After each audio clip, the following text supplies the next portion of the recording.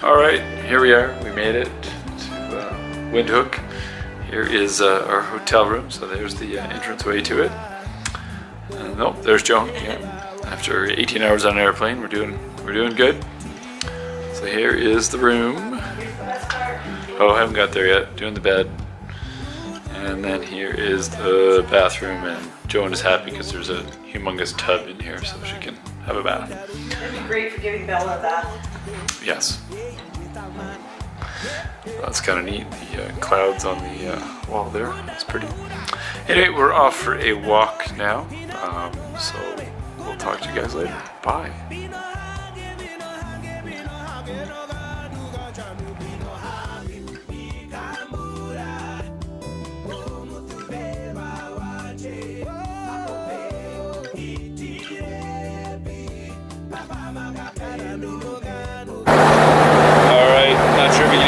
Airplane noise, but here we are, flying over the desert. And it is pretty desolate.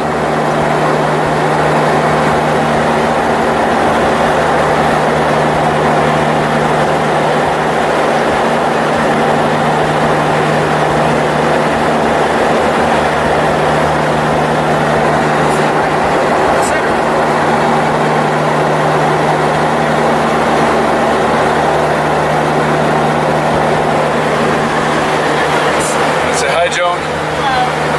Having fun? Yes. How are the ears? Okay, so far. Oh, that's good. Once. You know what's neat is you can actually see the propeller when you're videoing compared to when I'm looking at it with my eyes. I know, I noticed that too. That's pretty cool.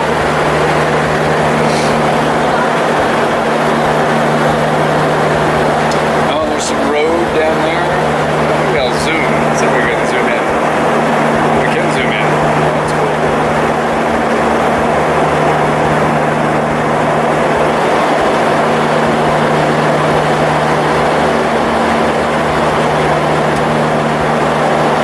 No idea what those are.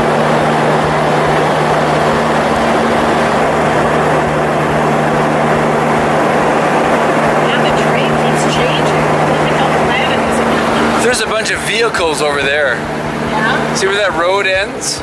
There's a whole bunch of vehicles lined up. Wow. Oops, sorry, I'm still videoing. I wonder what that is.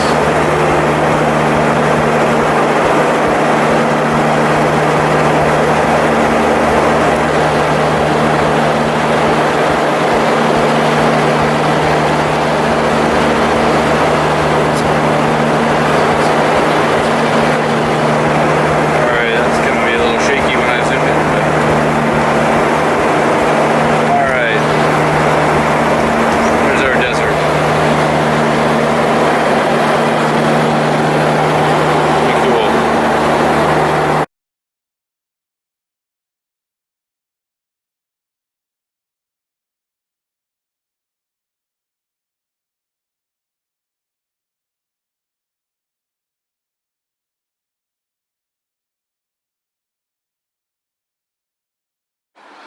Alright, here we are in Susaveli Lodge.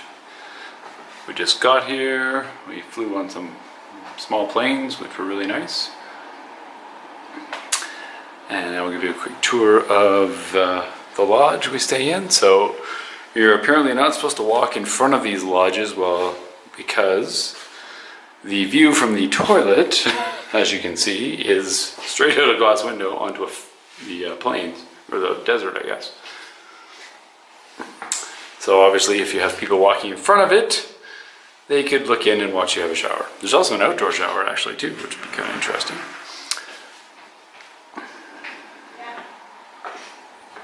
Oh wait, sorry, Joan wants me to film her while she's having an outdoor shower. Though she has her clothes on, so I'm not sure how that's going to work. But so we got some nice bathrobes here. So that was the bathroom. This is the front hall. And then we have a sitting room, the fireplace, and they even have a little box here that has some art stuff in it, which I thought was kind of interesting. So I brought my own, but you know, if I run out, I can use some pastels there. Here's the view from our balcony, or our porch, I guess. And then there's also a nice little sitting porch over here with a nice view as well. Some trees. And then there is there's the mini bar, very important. There's Coke in it. There's Coke in it, which is good for me, some artwork. And that apparently is This is for vodka. Keegan? That's vodka. And we have some lemon or lime juice, I'm not sure which. It's green. Lime juice. Must be lime. A little coffee station, or tea for us. Scotty? Scotty. Cookies. Nice. I need a cookie. So here is the bedroom. This looks pretty cool. And there's a skylight, so apparently they open that up at night and then you can watch the stars while you fall asleep, which apparently you get to see really well here because obviously it's dark and there are no lights. So there is the tour. Hope you enjoyed it. I know we're going to. We're going to have lunch shortly and then we're doing a safari in the afternoon starting at 4 o'clock.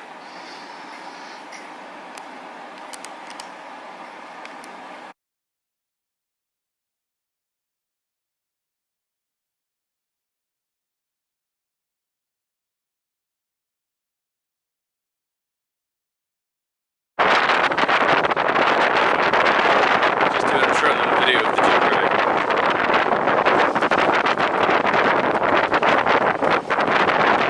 And a bit of confused on top.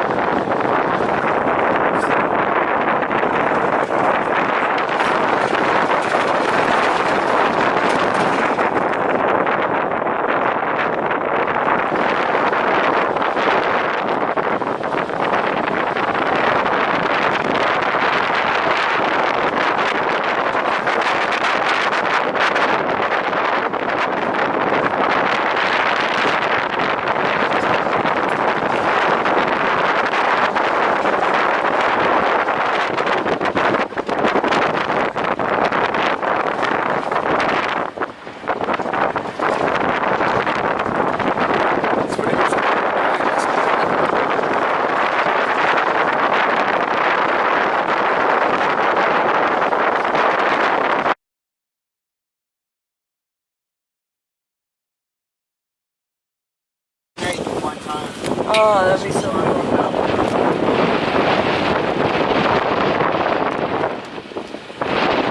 What? Is that giant bird? Yes. What kind is it again? Social weaver. A social weaver The biggest bird enemies are kid nest. cobras. Kid cobras are big snakes, yeah.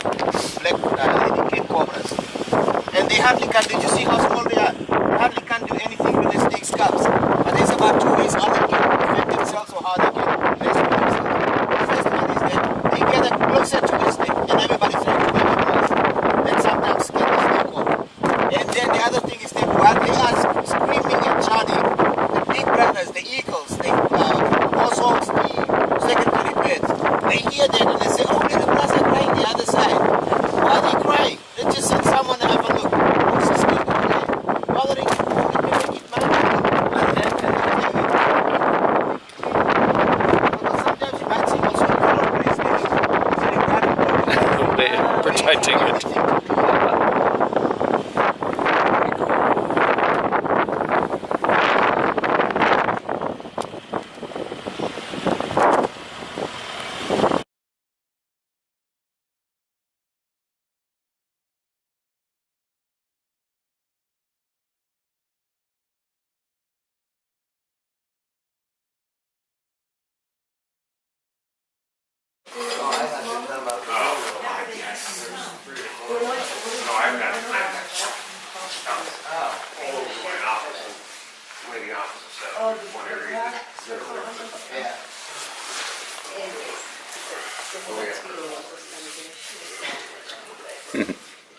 I just thought I'd do the lodge before I forgot.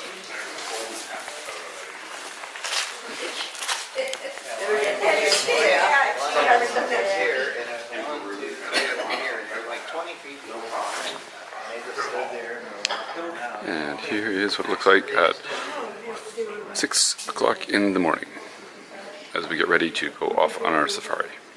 So I had to get up at 5:30. So I probably don't really sound awake because I am not.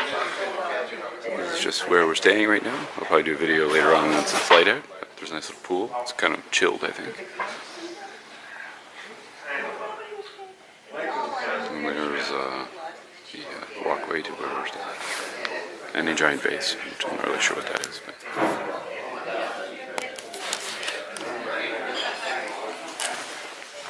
Oops, apparently I can't hit those stuff. So, here we are, on our way to look at some sand dunes. Thought I'd bring back some memories by recording some of the sounds and sights of driving in a car on a gravel road.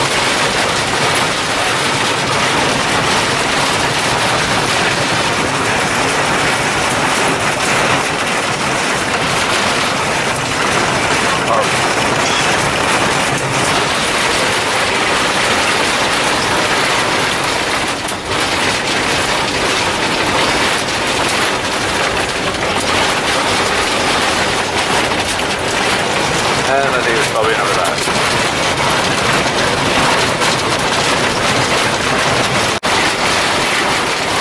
And there's the sunrise. I think you can probably hear me. Oh, I'm talking to the camera. Very pretty.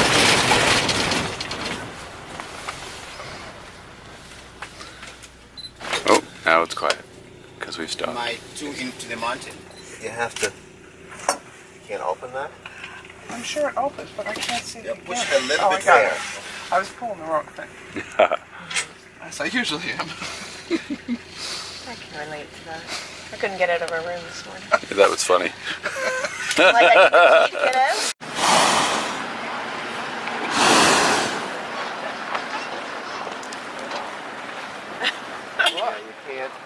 Whoa, balloon, whoa.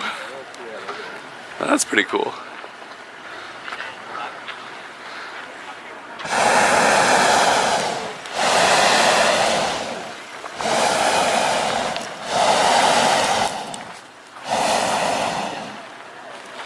Well, there we go, we got to see a balloon landing. Wow, right on the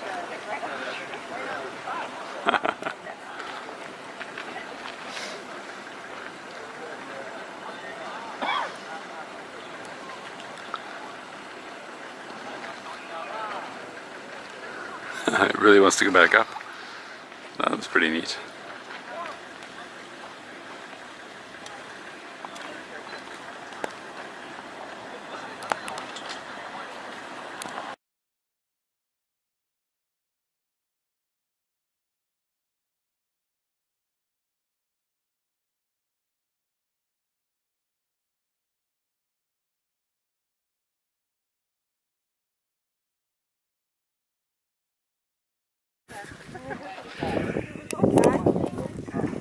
Go Bob.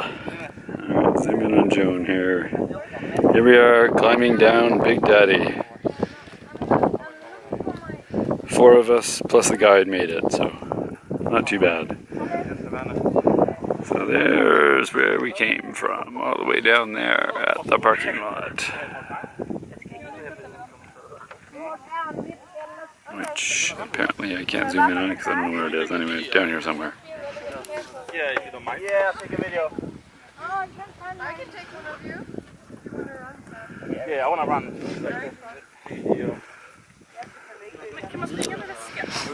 Well, there's the view over the Dune Sea. It's not allowed. So maybe she can take all around together. Do you want that? Yeah, sure.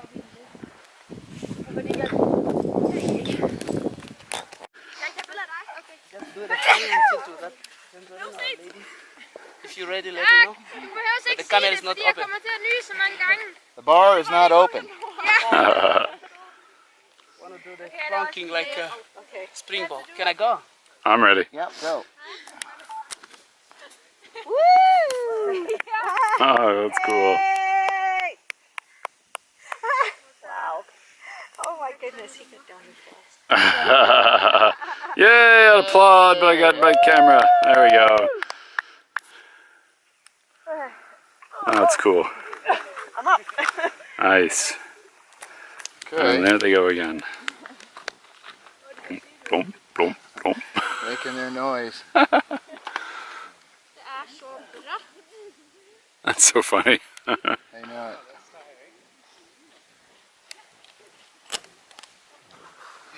It's funny, everybody makes the same noise. Yeah.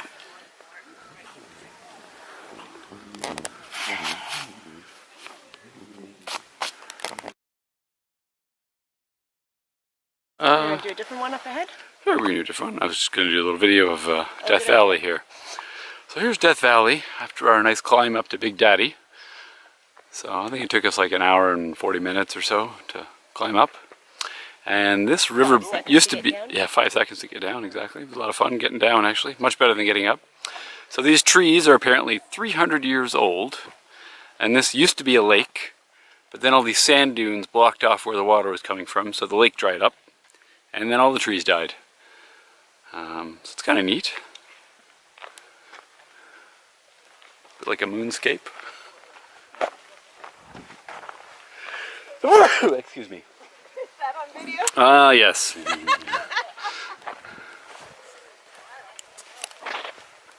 You can see the clay, which is solid as rock right now. And there's Joni. And if we zoom in, way up there is our guide T. I'd try to say his name, but I'd screw it up, so we'll just call him T. Mr. T, that's right.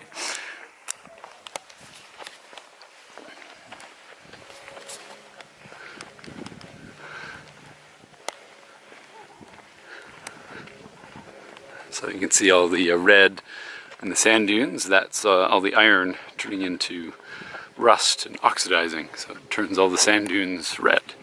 And then there's black patches in the sand dunes. And that is the actual iron that is left in the sand dune. And it is really hot if you step on it.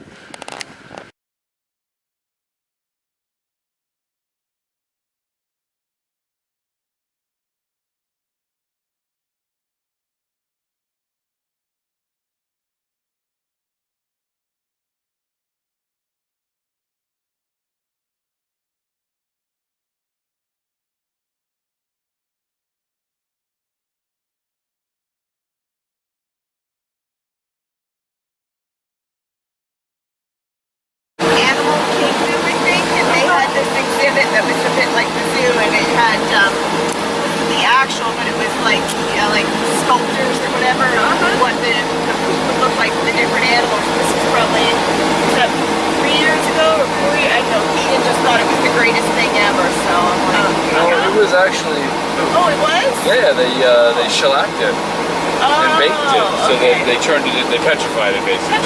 Yeah. So, There was some different animals. yeah, so you can see the different animals, what their poop would look like. But it was all like petrified and coated. So you weren't actually touching the actual poop. So it's kind of cool. Yeah. You know, if you like poop. Video. Right. Yeah, it's all on video. Yeah, you're videoing. I thought I'd video the takeoff today, Yeah. so just for kicks. So you guys don't mind being on video, I hope? No? You're good? You guys good with that? All right, good. As long as you Excellent. don't put it on YouTube. No. These won't go on YouTube. Unless you want them to go on YouTube. I'll have to get you to sign a waiver, though. Yeah, I think I still have spinach in my teeth, you know.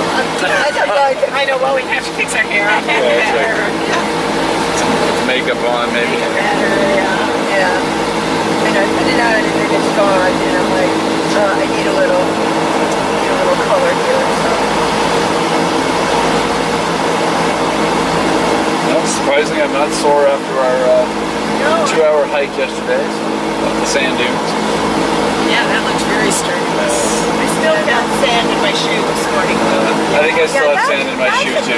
Yeah, that's not something you normally, it's not like you go to the gym and you walk in sand. Yeah. It's not It's a something. good workout. I mean, Yeah, that might be something they should be adding to the gym. It's like a sand workout. That might be expensive to maintain. Some But sand on a treadmill and just have a little People's rest. shoes keep filling up. Yeah, that's right.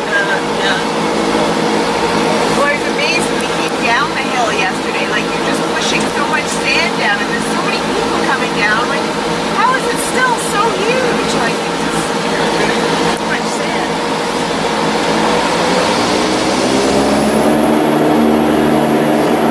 Oh, yeah, I was asking about the tread.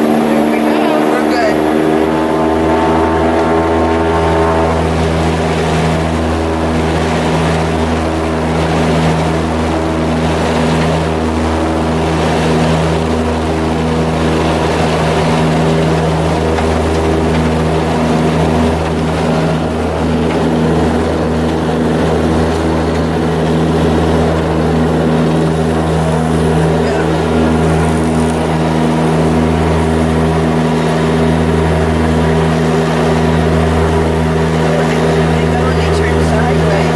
And now we're off to Fish Canyon.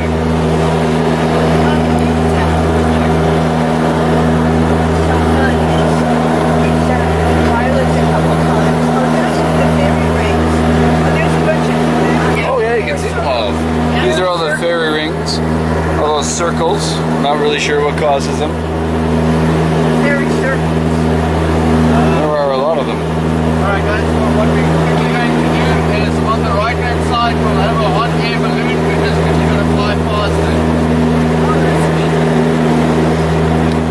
There is a hot air balloon here somewhere.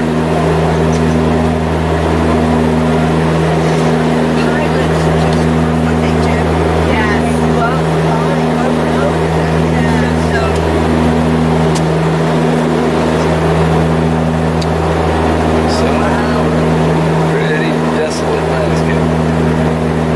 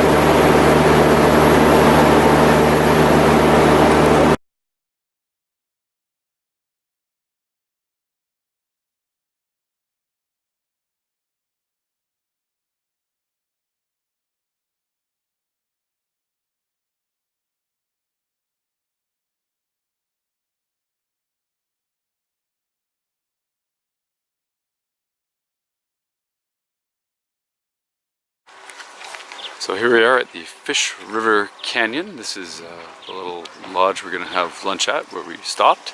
Planes are a short distance away. We just got back from seeing the canyon, and it's pretty neat, eh? It's this giant patch of green. Nice little pond.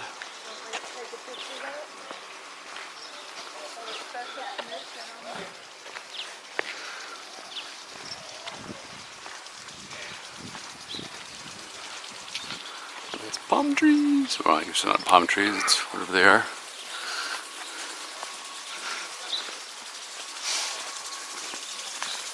It's quite the contrast going from the desert to this nice green soil. It's pretty cool. And there's the lodge.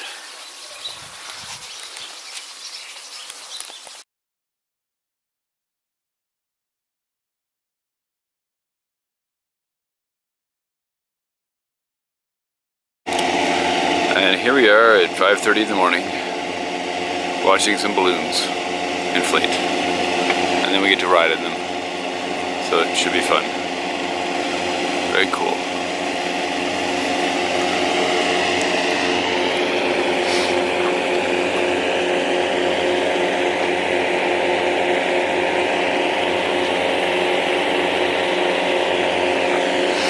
There's the sunrise, or eventually anyway.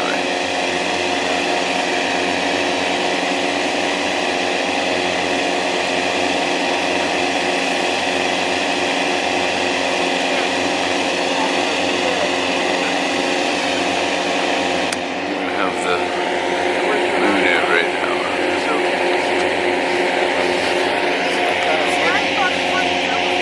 Here's our group.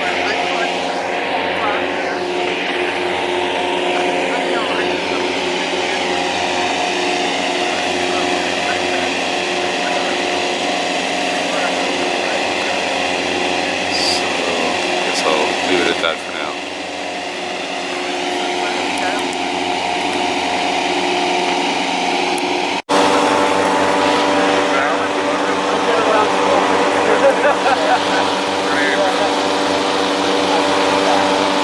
Oh, I gotta get it now. Oh, there we go. Firing up the balloon. That's pretty cool.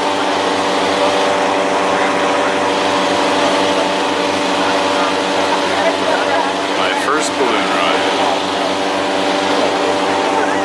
We're going to be out there. We're going to do a group photo here with the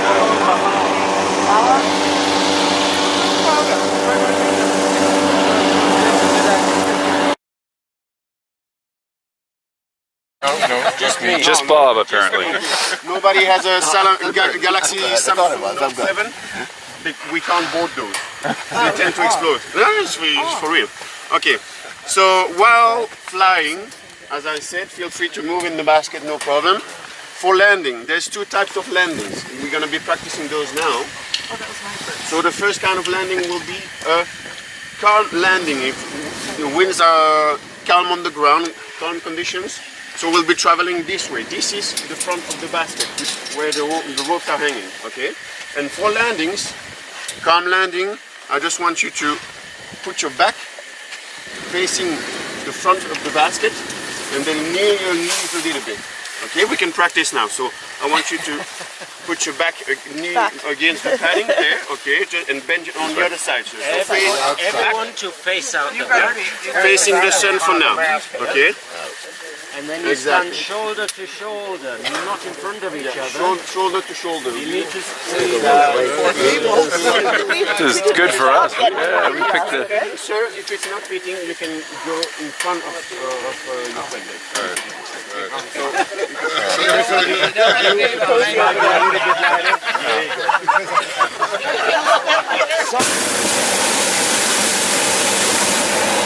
Okay, so that is for a calm landing. If we do have a sports landing, it might happen, you never know, the winds might be a little bit stronger this morning, so the basket might tip over.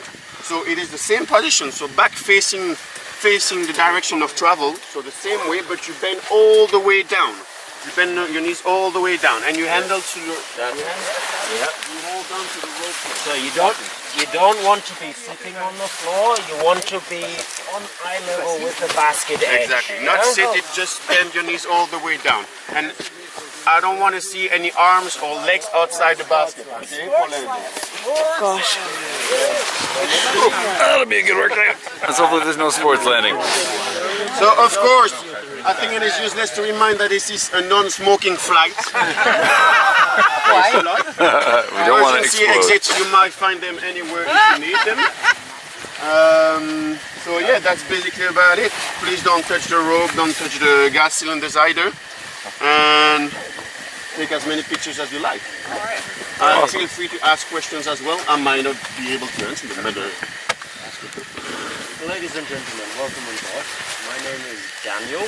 I'll be the pilot in command on this flight, and with us today is Captain Lenny, Captain Laurent.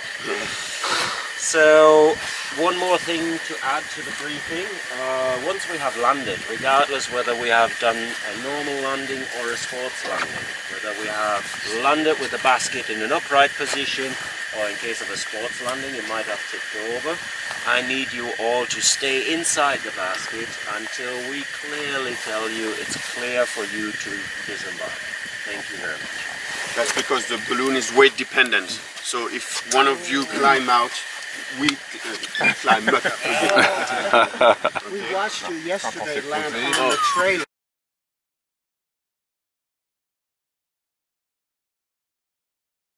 A bit of a head start. She's not getting it. Or the fast She's getting it out.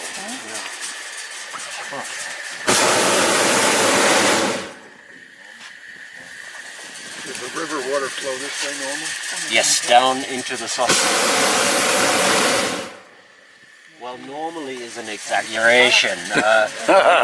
For about 3 days a year. Not even. We see river here only once in 10 years. Oh wow. This riverbed is millions of years old. All right, now.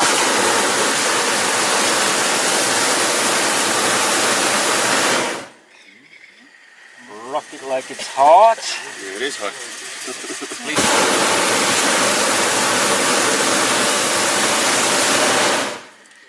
So cool. Wow, you can really feel the heat.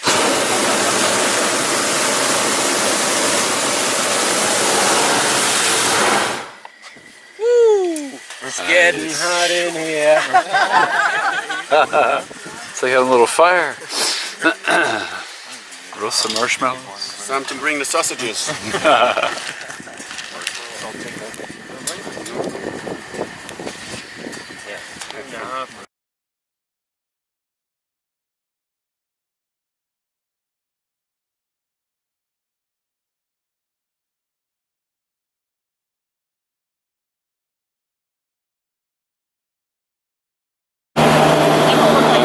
I know, and there's Big Daddy where we climbed up. The hill we went down was pretty steep. You can see the people there. So back around, like on the far ridge there. There's the dead flay. We walked across after we climbed Big Daddy. Pretty cool.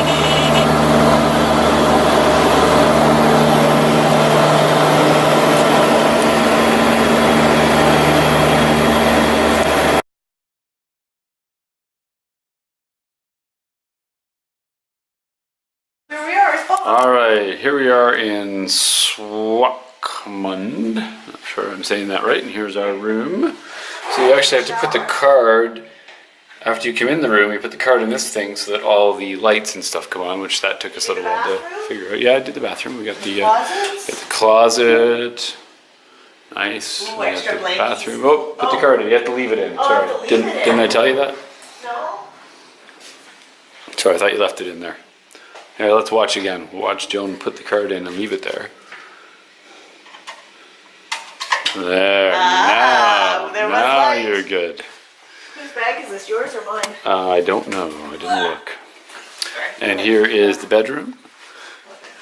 Well, I guess there's only one room. There's a couch, No, it's yours. some artwork, and of course why you come and stay here, so you have a beautiful view of the ocean. So there is the Atlantic Ocean, and a nice little beach that we just walked along earlier. So quite nice.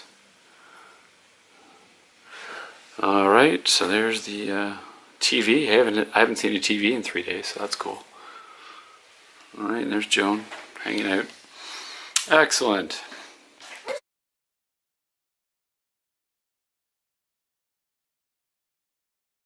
Here we are at Swakop. Just got here. Walk down the beach here. Hey, there's a dog, Joan. Oh, I missed that. Sorry. Oh, puppy. Oh, yes. You don't need to put that out. Very pretty.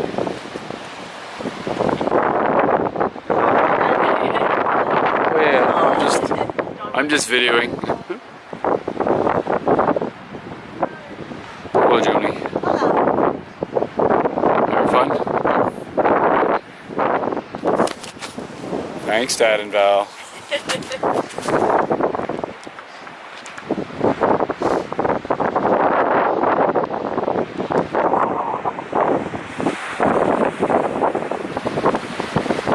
Nope, he's off. Gonna go check out the world. Yeah. Oh, look what he's doing.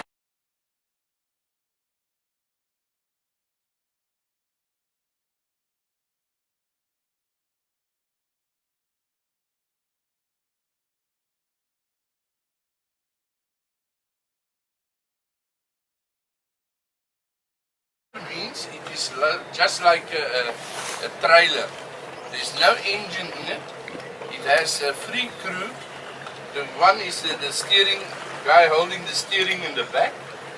Then you have the guy for the cargo hole in the center, keeping the goods dry. And then in the front you got your guy looking after the ropes.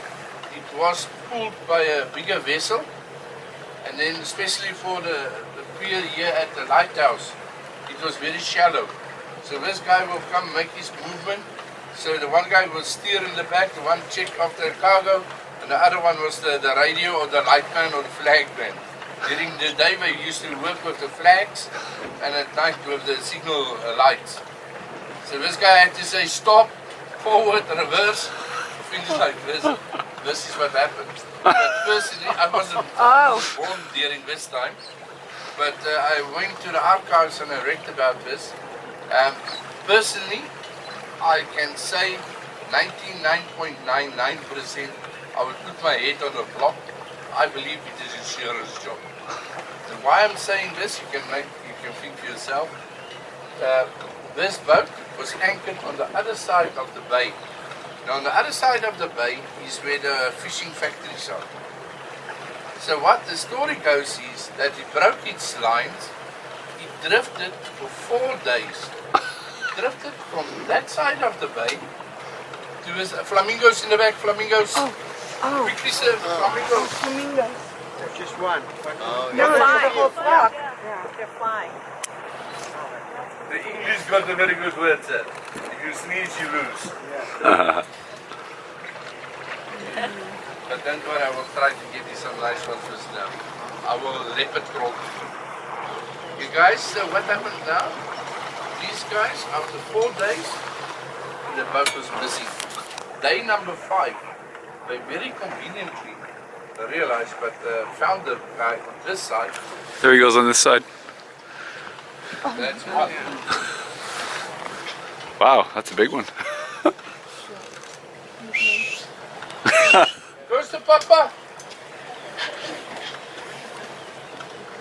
So you guys, what happened is for 4 days it ran past or floated past the fishing factories, which are about 11 of them, then past the boatyard, which is half of the harbour, then past the port, which is international port, and then past the yacht club, the waterfront, at that time there was no water club. It was only yacht club. And then end up here on the ground. You understand what I'm saying? So many boats and so many people and nobody. No one saw a thing or stopped it. So what, it ran aground? It ran aground, Yeah. day number 5, and they realized and they said no, but it's too costly to remove. So the insurance paid out, and they went and they just removed the usables, and they left it there. So it's still there. Okay, you guys.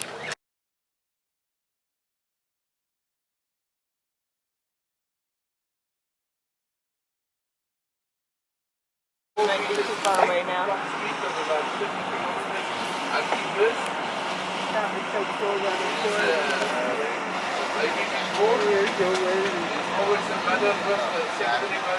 Oh, yeah, not quick enough. Oh, look at him. Hello. I want some food. Hi. Oh no, that was Wave it, Jan.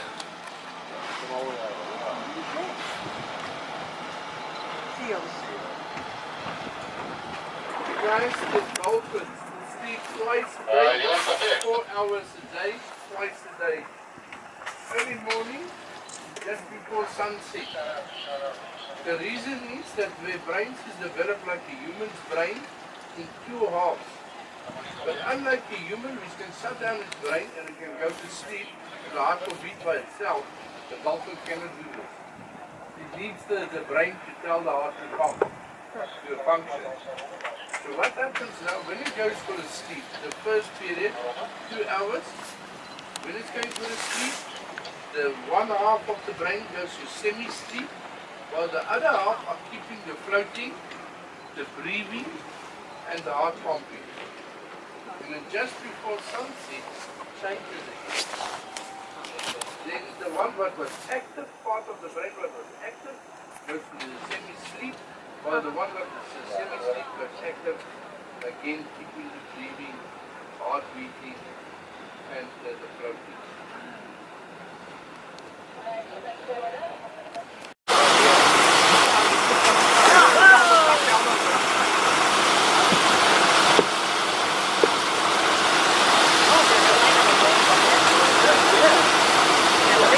Big one, yeah.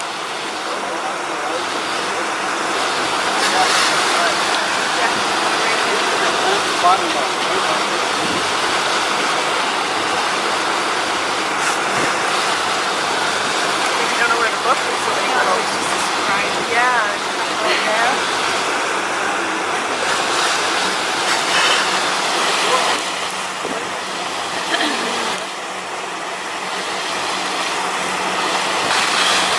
He's like swimming right beside us. That's so cool.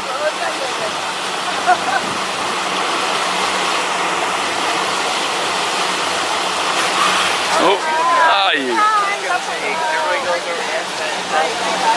Fooled ya.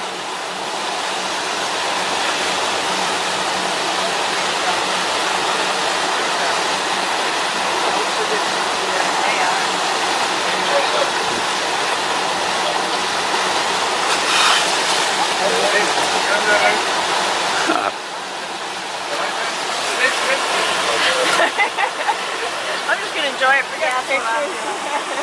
Wait, I can get both sides. There we go. I don't have to turn as much.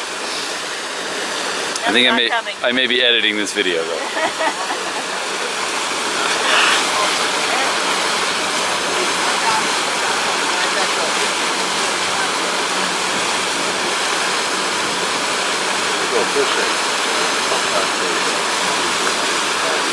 Oh yeah?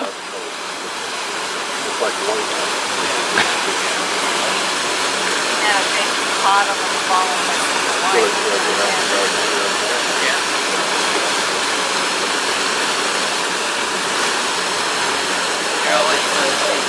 Yeah, you're.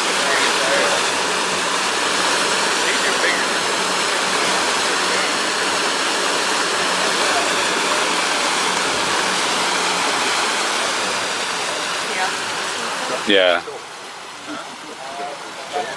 They get them in a bay and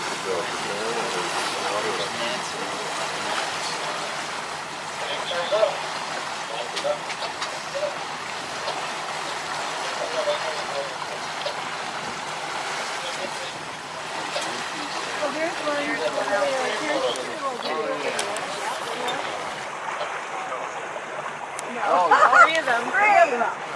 Three over there.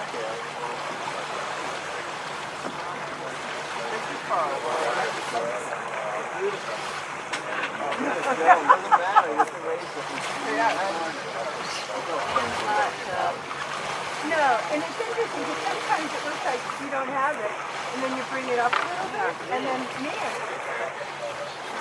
Stop. Stop.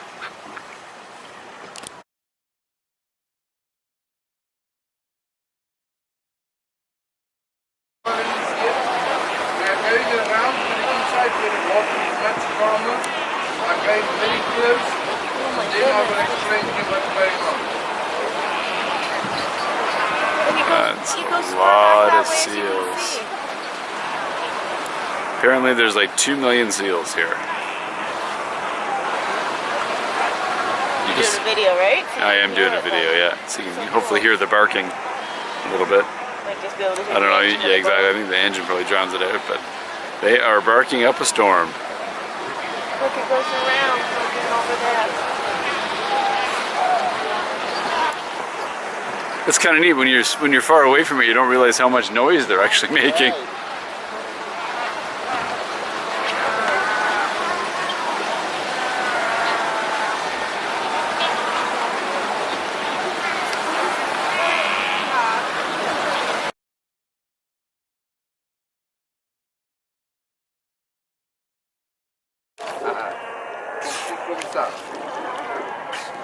Bam, thank you, man. The big ones, yeah. Yes, also, if you look straight to the back here, you got a bird flying. It's cute. There's one massive big bull sitting there. Who's your daddy? He's still busy having his way. We've got special permission from the World Organization to have cunning. There are only 2 places in the world that actually have permission to cun seals. That was Greenland and then also Namibia. But then Greenpeace intervened and then we lost everything. The simple reason was that Greenland are harvesting the seals for a matter of survival. But here by us, we're harvesting to keep the population down. And then we had a big problem of Greenpeace and they wanted to put sanctions against us. No movies made here. Also try to get the actors not to come to Namibia. We got to stop the cunning. Then we stopped the cunning.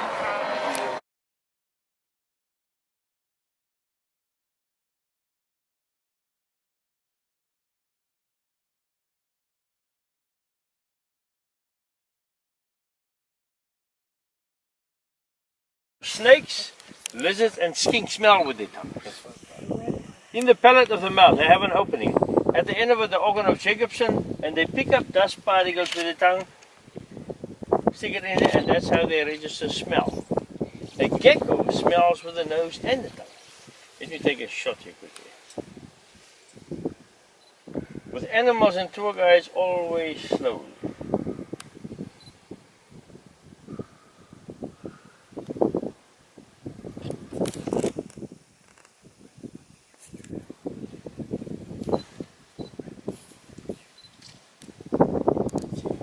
Oh, you can just see his tongue is just flicking out there. That's so cool. Wish I could zoom in here and find it. I know, I can't. Oh yeah, I got it. Did you? Oh, I'm getting too close. I think it's blurry. Look at that.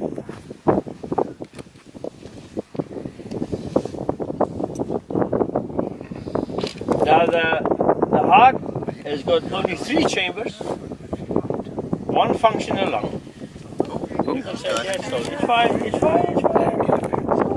It's only a snake. Play a bad set. Look at that belly dance. Wait, that's so cool. So How poisonous is the venom to humans? You won't die of it, but quickly will your finger look like a well-stuffed German sausage. Yeah. You can ask me, I know exactly. Yeah, I was gonna say, how many times have you been bitten? He's getting a bit upset now.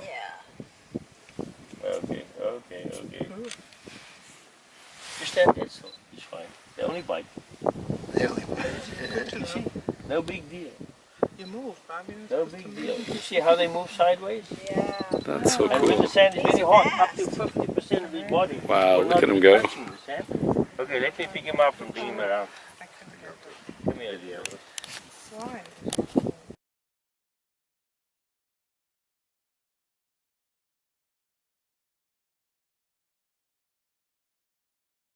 In New York. There's Papa's sofa. Oh, yeah, he bit me. He's not kissing you. Wow. Haha. And if I touch him, he bites harder. Yeah. Now I can work with this woman. Are you okay, man? Oh my God. You still like me? Oh, Joan. You gonna go home with him? Yeah, I'll take it with me. Does it hurt much? No, it's just Just like pressure, pinched. probably. Oh, they make lovely earrings. Come on, good. That's a man. good You angle. need a earring. That's I good. need it. Oh no, no. Oh, I don't understand. no. Oh. This is when you literally eye in a dune. Oh my gosh. Oh my gosh. Let's get some more. That's so neat. I had 3 ministers on tour one day. One was the Minister of Mining and Energy. And when she saw this, she went, wow! And the other two said, no. No, you don't touch the sand. No. Seems a lot less environmentally damaging than digging, though.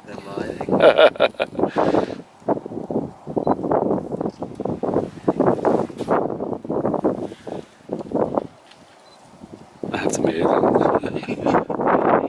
Is there anybody here with a pacemaker? No. You have to stay away from this magnet. You'll either drop dead or run a marathon.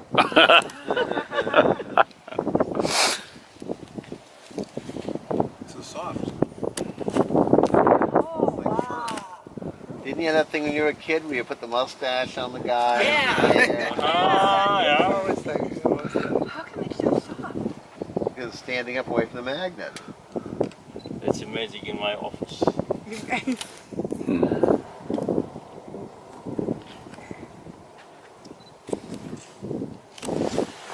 That is so cool.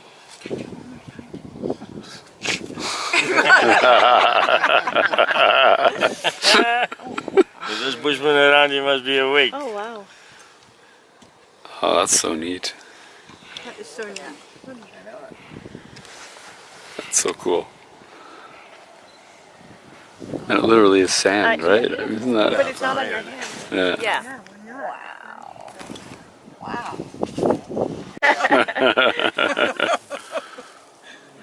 Okay, hold still, ma'am. Let's quickly give you a shave.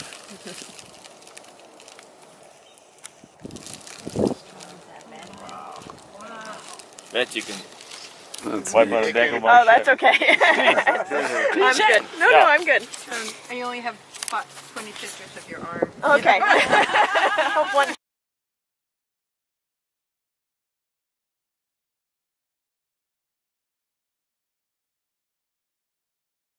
I don't think I quite got it. Good.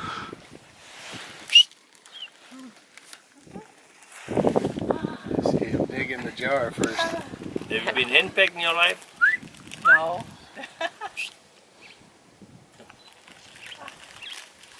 Well, you are. Okay, here he goes. Say that again. Oh, something's on my head.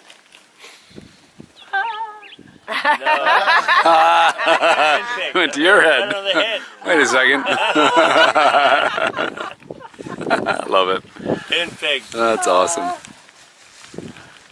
Oh, there we go. Good. That's a pretty good perch up there, eh? Yeah.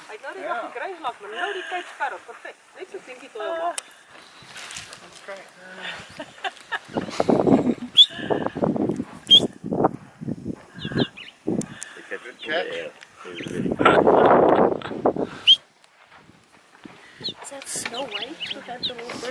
Yes. Yeah. Cinderella too, I think. And Mary Poppins. Yes.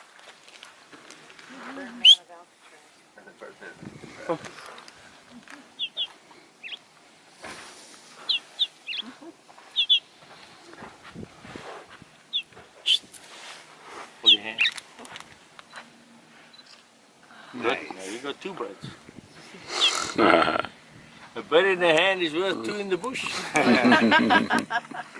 Now, when you talk that language, so what work did you do, or what do you still do? Manufacturing. Corpses. You shoot on live targets? No, I don't. Or oh yeah. No, I'm not in law enforcement. That's what you mean.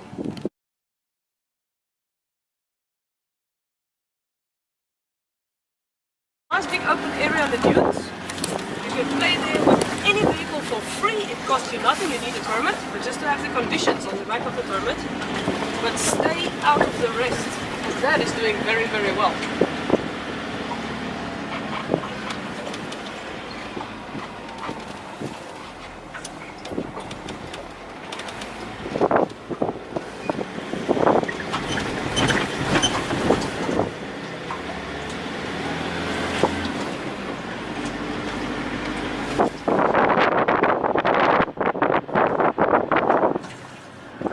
Mist coming over that last dune from the sea. Yeah. Yes.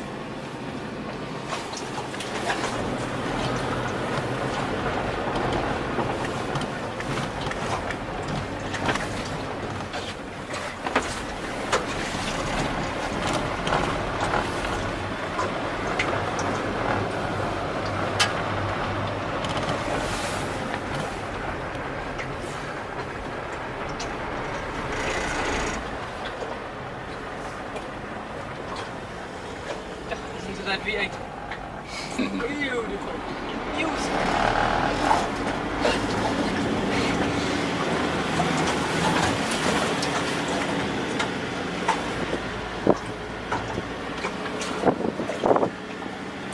Actually, I dig that mist on the last tune, huh?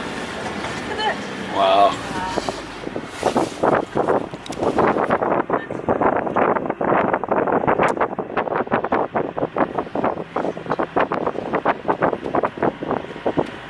Driving these sorts of pictures, that's like really wow.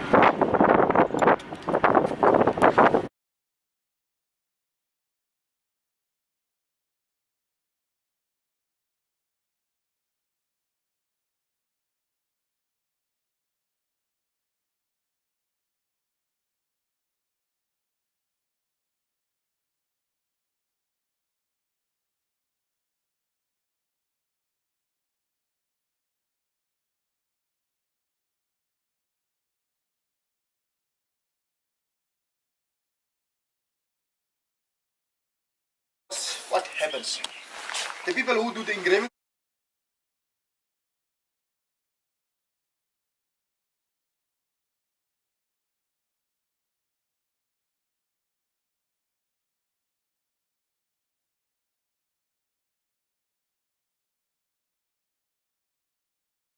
Very small chunks.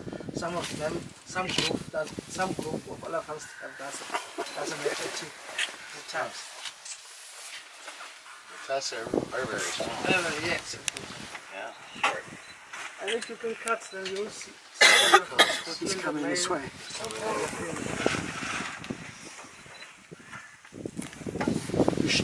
And they are going up to the farm. This is a young ball. Yeah, this is so if he is ready for mate, then the mothers will start pushing out from the females. Oh, And then he will join other males. he's a young male. Yeah. Look at their feet. Look how round, big they are. At the very So bottom. cool. Yeah, the front feet are much better. Giant slippers. Is his mother here? Is this one a mother? Yeah, the group have split. And that can be his mother of his small brother. That's why he's coming here. And remember that elephants are also, they have also same blood of Etosa elephants. So dead ones have only walked long distance to find food and water.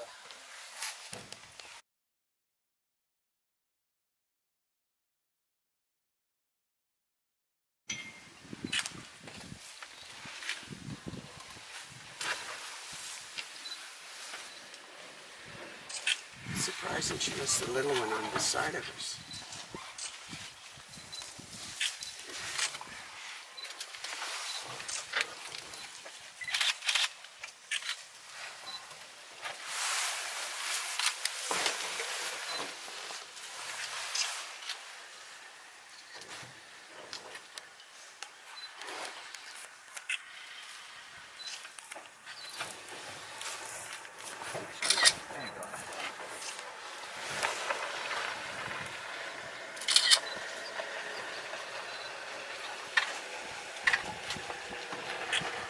They feel cornered here. They might not be very happy.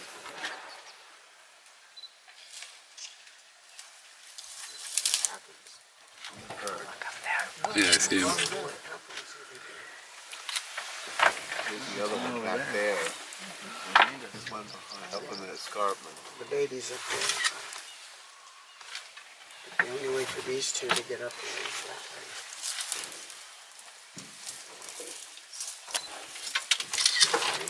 Very good. By the mother letting the baby be on this side, she's very relaxed. Okay, you guys can have a last few pictures. Oh, she's really showing for you. Hello.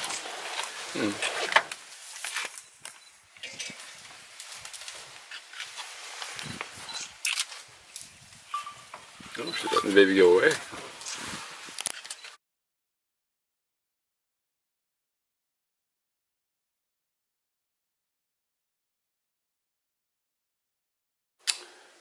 Here we are in our tent at the Honieb Safari Camp.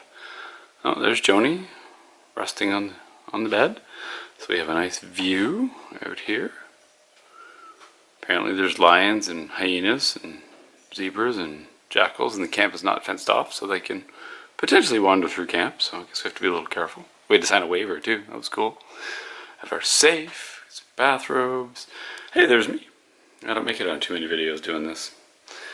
And then here's our cool bathroom, toilet, and a really kind of neat shower. It's everything's solar here, so they have hot water solar heated, so if you use too much at night, you don't get any in the morning. It's kind of cool. Again, nice view. So that's pretty cool. The outside area too? What, like the little porch that I don't know if I want to sit on because of the lions? Sure. And here's a nice little outside porch area, sitting area, desk, the light, and there, I guess you can see what the tent looks like here too. So there's what another one looks like through the bushes there. So as you can see, it's definitely a desert. Very dry.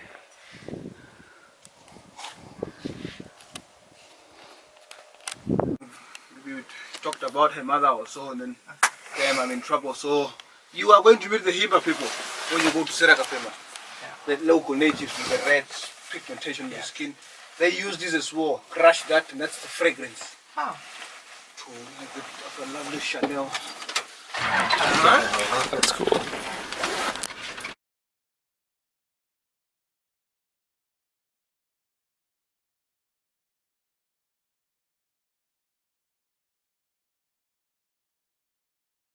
The seeding stage. Yeah. Do the animals eat those at all? Well, they feed on the leaves, yes. Yep. The leaves can grow quite. This is only 2 leaves. One this side, and the one the other side. Because it's dry, you will feel it just now, and you actually feel how dry it is, and that's why it heals. Can I feel it? Yes, you can feel one. Is that Oh yeah, feels like bark almost. Well, the black thing. And then that's the bark. the pod. Oh, that's the bar. That's the bark. You can never feel it when everybody's gone through taking pictures. Oh, what's it called again? Velvicia. Velvicia. Velvicia marabile. Oldest The plant. endemic plant to the Namib desert. I have to say the Namib desert, and not just Namibia, because the desert runs through the southwesterly part of Angola, up from here, and all the way through our coastline and a bit into South Africa. So I have to say the Namibia, not Namibia. My neighbors will be very angry. I'm going to take credit for everything.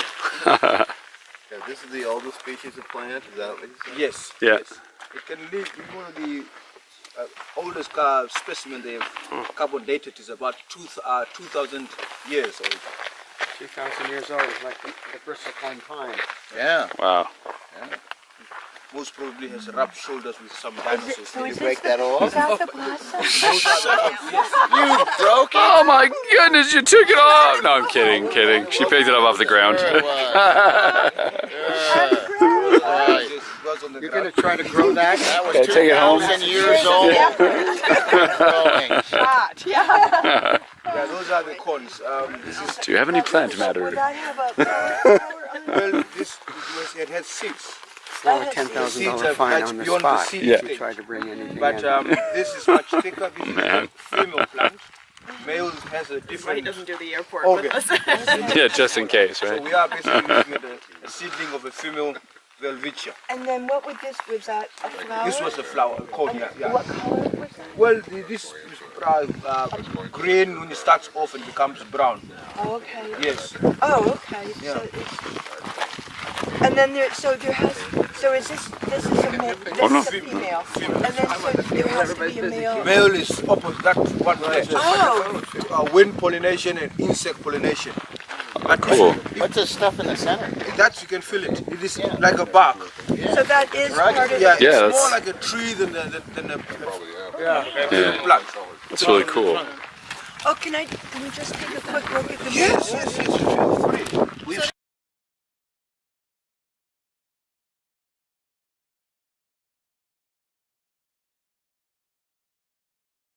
one there to the left seems to be to the far, the one on the top there seems to be a female, long thin horns with a very small neck. Can I see them with the binoculars? Well, I'm zoomed right in. Yeah, it's really cool. I You can see their actually eyes if you want. see where it's leading. You see, there we go. This is just in the hand we got as well. They are both females actually. I don't know how she got that. Fighting, I guess.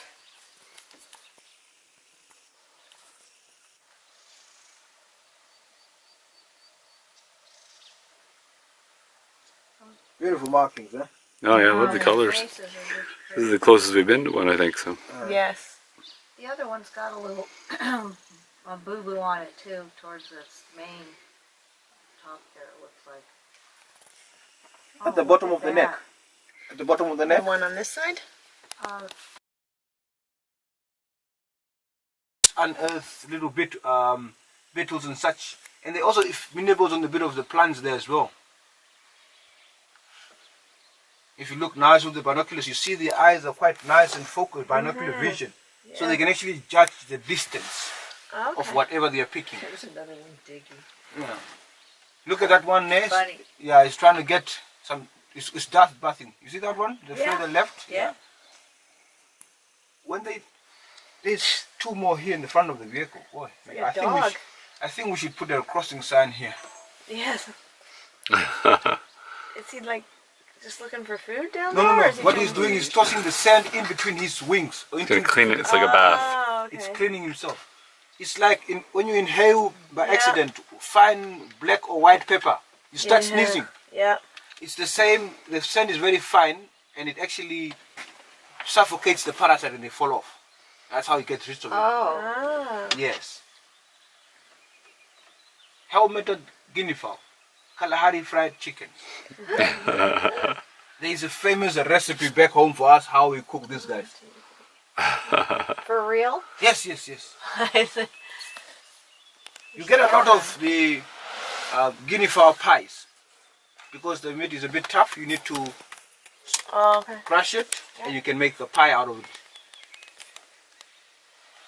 Well, the other recipe we have is sort of, it used to be a secret recipe, but it's well known now. Oh! Yes. Oh! They're gonna fight. That's funny.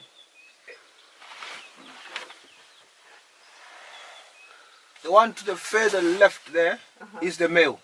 The body is, that the back of the body is much more highly crested. Yeah. The females are the one that has a very flatter or slopy backside.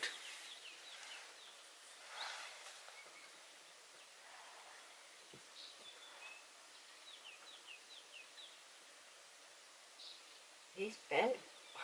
Yeah. They're all Make cleaning a up few now. pies, Now yeah. you look at how he's going through the elephant droppings there. You see that? Oh, One's yeah, in the right middle here. there. Yeah. Yeah? Oh yeah. That chittering sound you're hearing is a small little one with the red bill, red legs. Red bill spearfowl.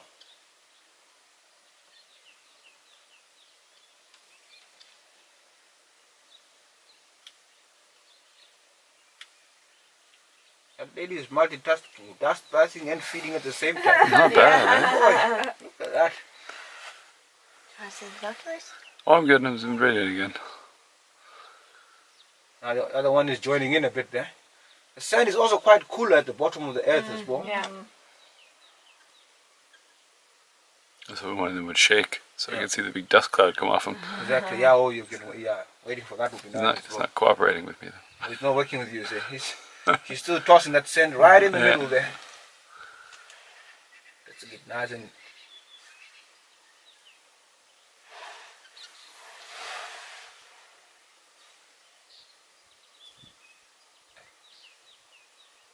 I think he just made space for the other one to pop in again. Joining in. Your feathers are so beautiful. Beautiful. Look at the colors on the neck as well. Blue. How deep are those? I mean, how big are those birds underneath? They mostly feathers? Yeah. Yeah. Not a lot of meat on them. Yeah, not a lot of meat. Yeah. Yeah. The feathers are probably, you can say, it's about a quarter of what you're seeing now. So 2/3 is really much body size. Yeah. So it's quite a good size. But yeah, like I said, the local recipe is that when you cook this meat, you pluck off all the feathers, right? Then you divide your drumsticks, breast, all that as well, and you put a pot of water, and you cook it in open fire, right? Put of water with your pieces. You cook it for a long time, but when you start off, you get 2 nice smooth rocks, right? You put that, you put that to the mix. 2 nice smooth rocks, small, not too big, right? Good size. And when you cook that, you cook them about half a day to almost a full day, right? When you think that it's ready, you, no, I got him. when you think that it's ready, you take out the meat, you throw it away, and rather eat the rocks. You had me. That's how tough the meat is.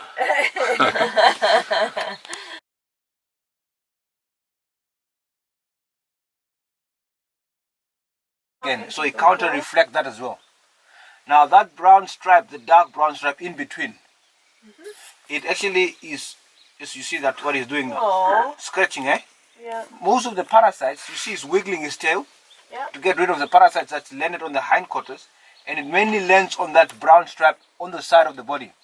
And they can use their lower incisors, the teeth, to scratch like what he's doing now. You see, that mainly falls on that brown stripe. And then they use their hind legs to scratch a bit forward off that brown stripe. So it's a lovely natural balance. Look at how pretty he is. You listen to the birds. Yeah, he really picked his I was He looking knows that around. the birds are being bothered by something. Is it something that's life-threatening for me? No, I don't think so. back He to goes eating. back to eating. Oh, wait, maybe? Just wants to be sure. Look at those beautiful thick horns. They're so pretty.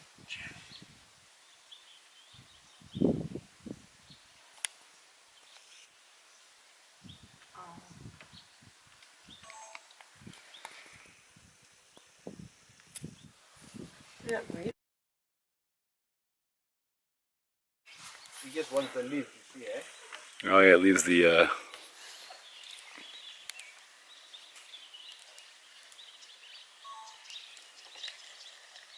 Come back here, please.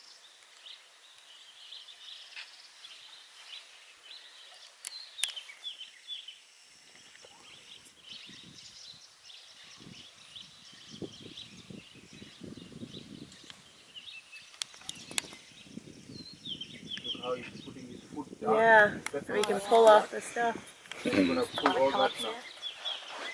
You want to come back here? Those trunks are just amazing, aren't they? Here's this if you want to see the video. Seems to be struggling a bit there. He's gonna use his foot again, lifting it up. And then step on it right there. And strip. Not working with it. Not cooperating. There you go.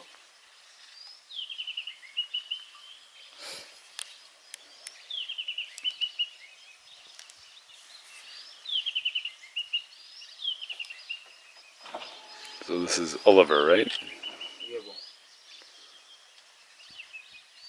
He's gonna go up again.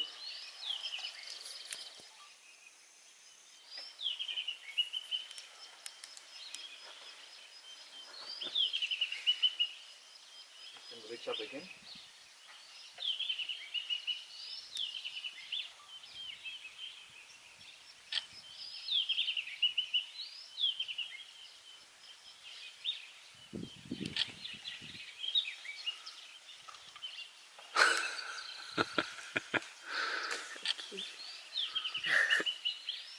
Rain shower. Oh, Oh, wow. oh, there he goes. Gonna go 2 feet? No. A little shower and stuff. Yeah. Exactly. See how he's decorating himself there. Now watch, he's gonna go a bit higher.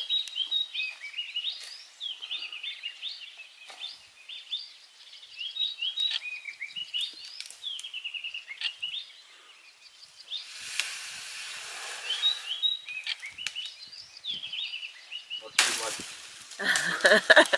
Not a good one. Ah, very good. You see the eyelashes around the eyes, how they're protecting him from all those little pollens that are falling on it. You see that? Oh yeah, it's catching them. Catching them so that inhibits that going into the eye.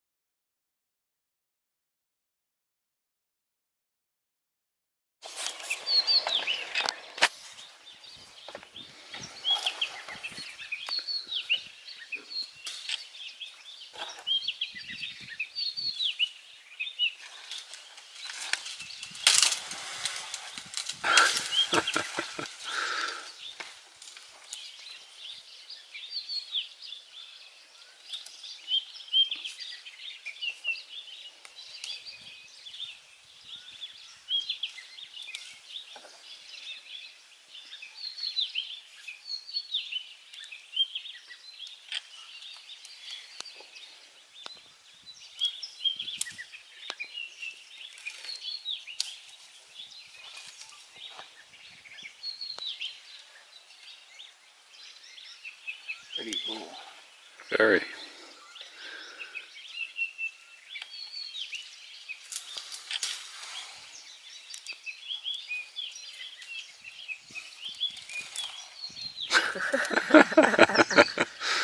Strips it off.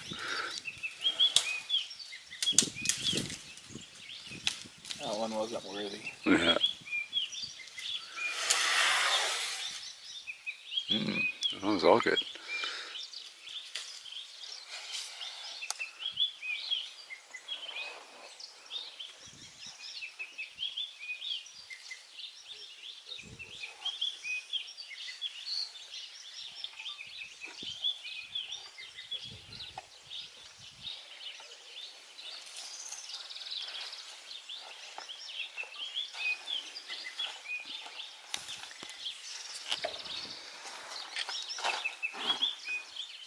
I like how he lifts one leg up. Doesn't quite go on. Oh, there's a good one. That's a good one. I'll keep it busy for a while.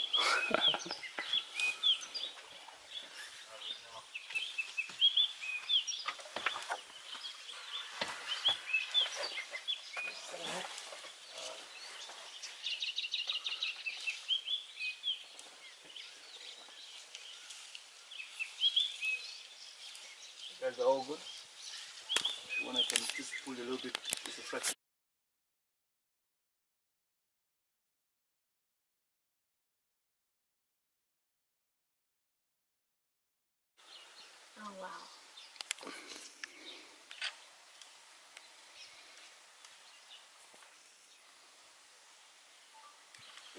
How neat.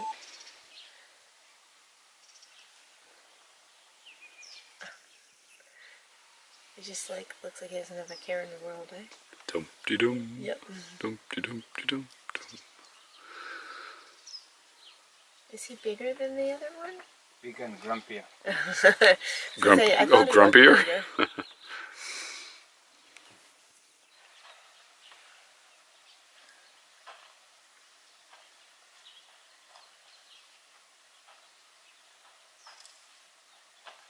Coming this way.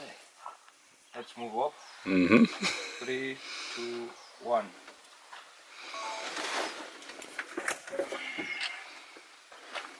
It's good to go with 4 guests out and come back with all 4. Yeah, I'd say so. And your guide. Oh, you can see his tusk, eh? The one on the right, he doesn't use much. Or, well, sorry. Whatever. My right. See ya. Okay, I was going this way, whether you moved or... Yeah, exactly. I was just going to go through you. I was going to go join Oliver. Yeah. Or chase him away, I'm not sure which.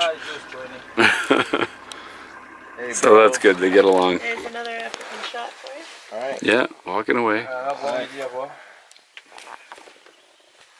That was pretty cool. Yeah. You did a video through the binoculars. Wow. Just watch what happens. Looks like Oliver is going to get a bit of a move on kind of scenario here. Just watch. So much for the amigos. Just watch. Ah, he's going to join you.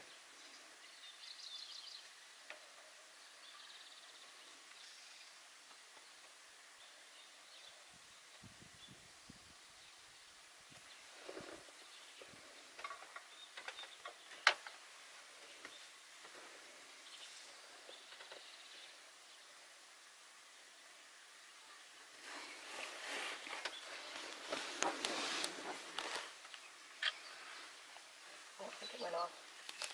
Not a problem.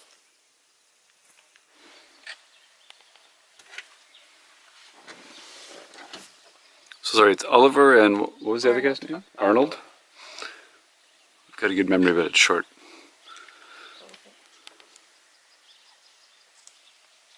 Oh, he's a line, huh? Oh, wow. Whoops. Were you videoing that? I was, yeah. How do you feel about that one, Oliver? On video. Did you? Wow. That was impressive. Look at him, he's like going easy mail. Yeah. Oh, thanks. The one that's more in the foreground, at the front, to the right, is Oliver? Oliver's on the right, yeah. Oliver's the one that just pulled that down. Yeah. And now he's chased off. Thanks for the food, buddy. Wow. Not cool. Oh my goodness, now I gotta do it again.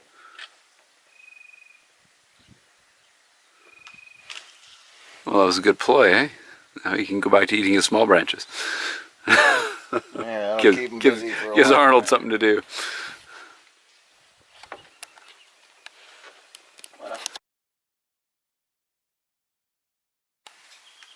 Simultaneously at the same time without tipping over. Huh. Hind front on one side, move at a time.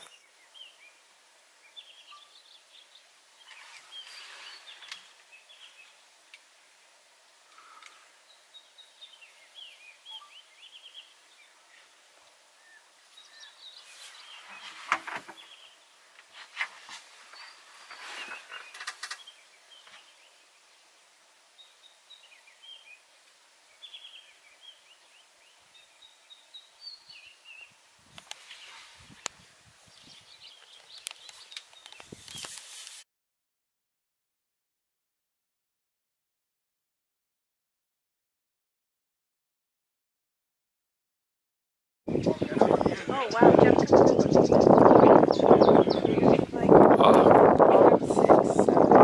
Steady. Still to walk and do this. About 12. Nice.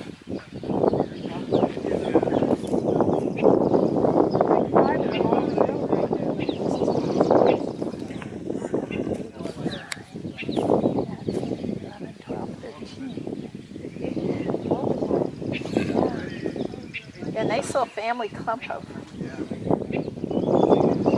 Six of them.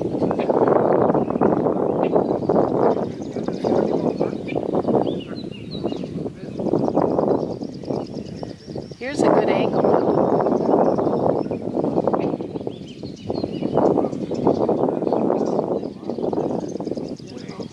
Can you look right down the road here and see like 13 of them? Yep. Caterpillar of an emperor moth. And it's a local delicacy. Some people feed on these caterpillars. Protein rich.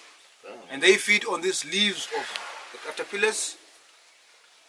They feed on these leaves. Oh, So okay. you get a lot of these worms on these trees in the beginning of the year. People, elephants shake them. When they fall off, the baboons come and pick them up. I need the caterpillars. And birds like the flying banana, nice. they feed on all those things. Sticky. They're sticky. It's the sap that Yeah. they produce. Voila. Cool. Voilà. Cool.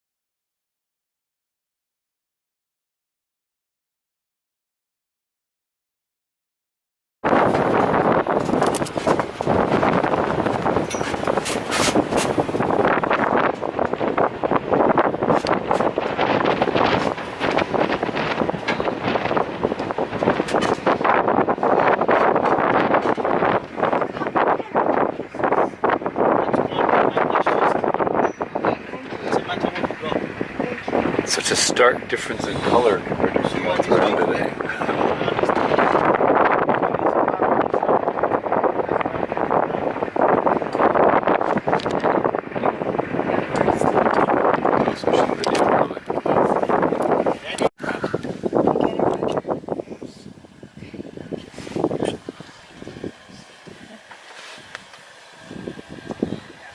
They look like they're going faster than I felt like we were going. It's all relative.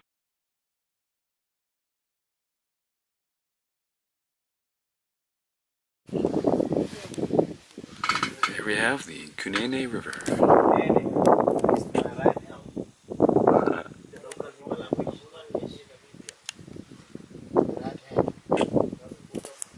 Thank you.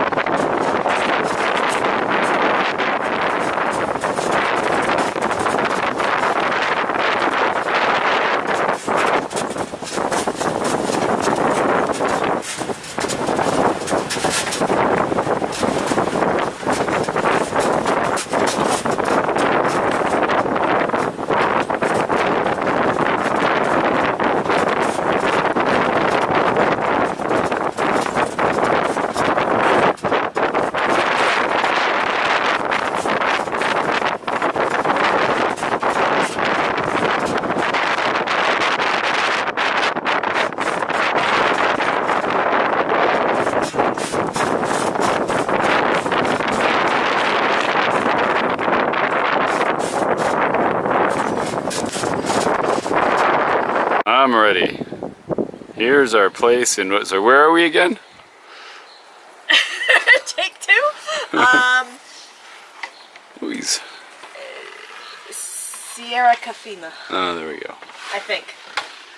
Mosquito country. Cool. So here we are. This is our place.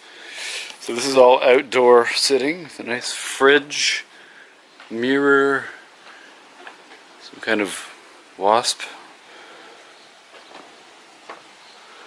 And here's our view, which is pretty incredible. There's where we just had lunch down there.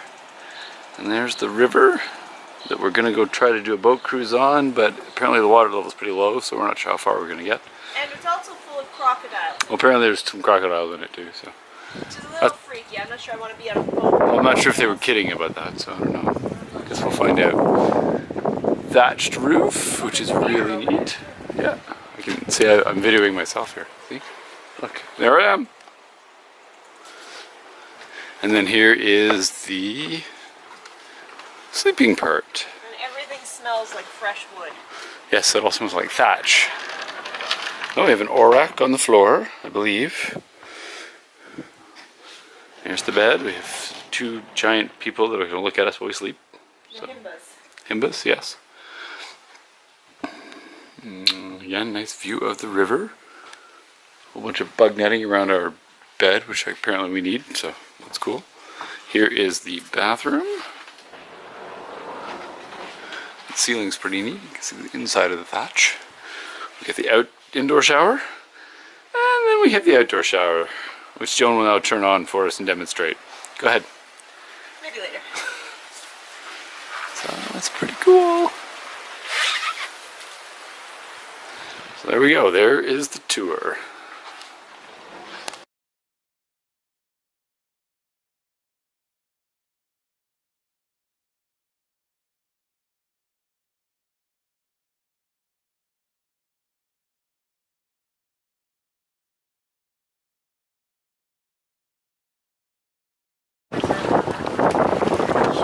Might jump in our boat. Ah, the bite wouldn't hurt that much. Is he alive? Do you want to find out? Here, somebody pet him. I want to see if he's alive. It's concrete. It's awfully cute.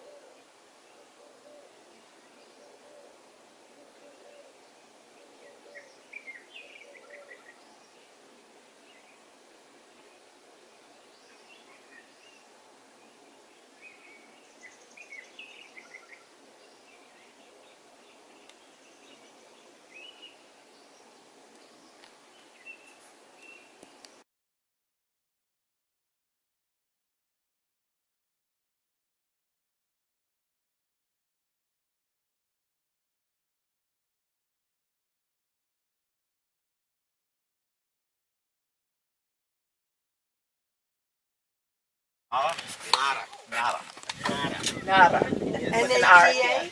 Nara. Mara. That's Yeah, in the I love click. it. How do I spell the click? You put like a line in with a dot. What do you call that? Umlaut. Like Exclamation mark? Nara. It's called the Nara melon.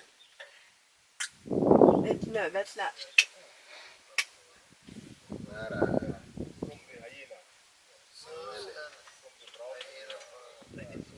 You saw this? It's also fly. Yes. Melon. I don't know how to spell the melon. Oh, that's long no, that's time actually. Okay, this plant here grows only in the Namibia desert, nowhere else in the whole world. So that's something special to this country. Now you can see little melons on the plant. Because this one is an insect pollinated, so you mostly will have a male and a female. Okay, so these ones here, they are like ovaries. These are all ovaries. So whenever the flower comes up, a bee or something will fly from the male one. When it comes here, it will pollinate here. Okay. That's only when this fruit will start growing. Okay. So some of them that are not pollinated will only grow up to this extent, and then they will die out. Which insects pollinate? Mostly bees and In the United States, it's bees that do it. We rely on the bees in the United States. Yeah, yeah. So it's an evergreen plant unless it's dead. So now because of the That's sand, great. because normally it only grows on top of the sand dunes. That is just because whenever it grows, now with the winds coming in and blowing the sand, it traps a lot of sand. So during that time, the plant don't want to be covered by the sand, and either the sand is always trapped, so that forces the plants to grow higher. So the roots of this whole plant is reckoned about 20 to 30 meters deep, so it can still reach the underground water tables. Wow.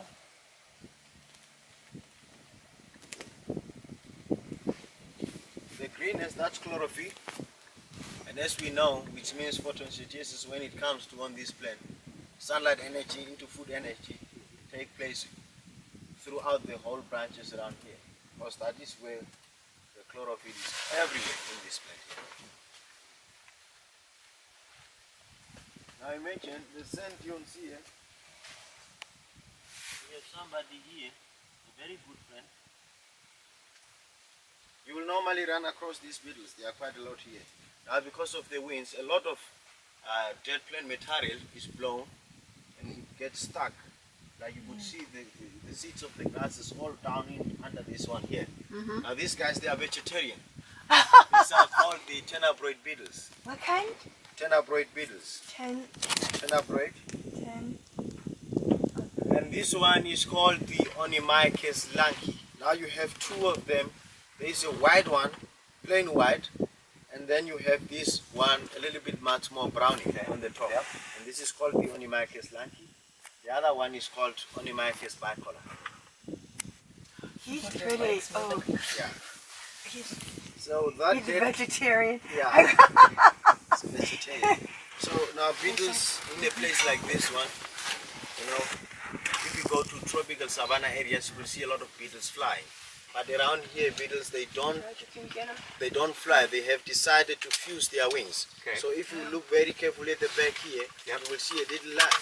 That is how the wings have fused. That is just to avoid losing a lot of energy. Okay. Because if you fly, even the plane uses a lot of fuel Yeah. than a car driving on the ground. So in that way, they decided to fuse their wings, just to, because it's quite very difficult. This is about the survival of the fetus, the spirit of non-surrender. Yeah. That's the desert. The spirit of non-surrender. I like that. Non-surrender. The spirit of non-surrender. Non-surrender. Look at that. That's interesting. Very interesting. Did you get a picture of that one? No. You want a picture of it? Well, you gotta be quick though. Yeah, you have to be really good. I'll give it a try. So by fusing, they save energy. A lot of energy. This is the same beetle here. Which one here I'm coming? But this is an evolution. Stanley, this was an evolution thing. They can't unfuse. I mean, once they're fused, that's forever. Forever.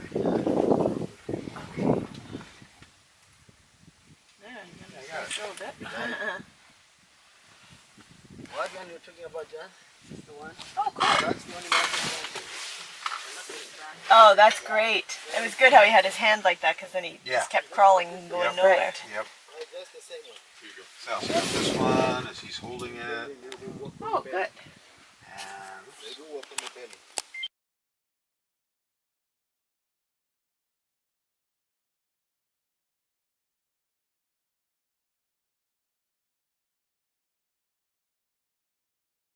Have your money, honey. I have more money too if you need more. Thank you. Do you have singles? I have single dollars and yeah. You have plenty of single dollars. I pretty much do. Ready to shop, Jane? Huh? Ready to shop? Look front. Energized. okay. Thought we'd see her jogging. She's out of here. Good morning, everybody. Good morning. Good morning. Good morning. Did you see? It's quite Yes. a busy morning today. So what we have here, we don't have really the map of Africa. We have just right there in the little corner. Okay. But so far we know where West Africa is, right? In Africa. Right. Yes. Which side is west? Right. Okay. So basically, we just want to bring something to our mind, just so all of us can be on the same page. Okay. So the Herero, the Tswana, the Zulu, the Xhosa, the Ovambo, a lot of tribes today in Africa, the Kabangos, you mentioned it, they fall under a category that we call the Bantu. And the Bantu was a very big event that happened in Africa about 5,000 years ago. It was called the Bantu migration or the Bantu expansion. So what basically happened is that there were tribes that were living right between, in West Africa, right between the border of Cameroon and Nigeria. And that's where these tribes started migrating from there, reaching mostly to the east. But what happened is that when they came to the central part here, that was the Congo Basin. So as they speculated that the cause of this whole migration was either drought or fear for hunger. So when they came here, the whole migration was delayed there because the rainfalls around here was very, very high. It was a tropical savanna area. They could not go up north, then they go into the Sahara Desert and life will not be good. So they decided to take. Now the archaeologists and the anthropologists, using the genetic information, they traced these local people, the Himba people, of where their origins and where they have coming from. So it leads them all the way back to West Africa, and then through there it goes to the Kenya, Tanzania and Kenya. That's why today these people, they are regarded as to be part of the Maasai tribe, because they have almost the same similarities, same cultural practices. But then from there, they decided to come all the way down to the southern part of Africa, and that's when they hit Angola. They settled in Angola for a while. So about around the 18th century, they crossed into Namibia. They named the river the Kunene because when you are coming from Angola, if you are crossing, the water is flowing westly, and that's your right hand side. So the word Kunene means my right hand side. And then they settled right here. Now you can see we have quite, come closer. Now you can see, if we look very carefully to the map, this whole part here, this whole part is called Kako land or Kako field. So they have settled that amount of a huge area. We have Serakafema here, right at the corner here. So they settled quite a very huge big area here called Kako field.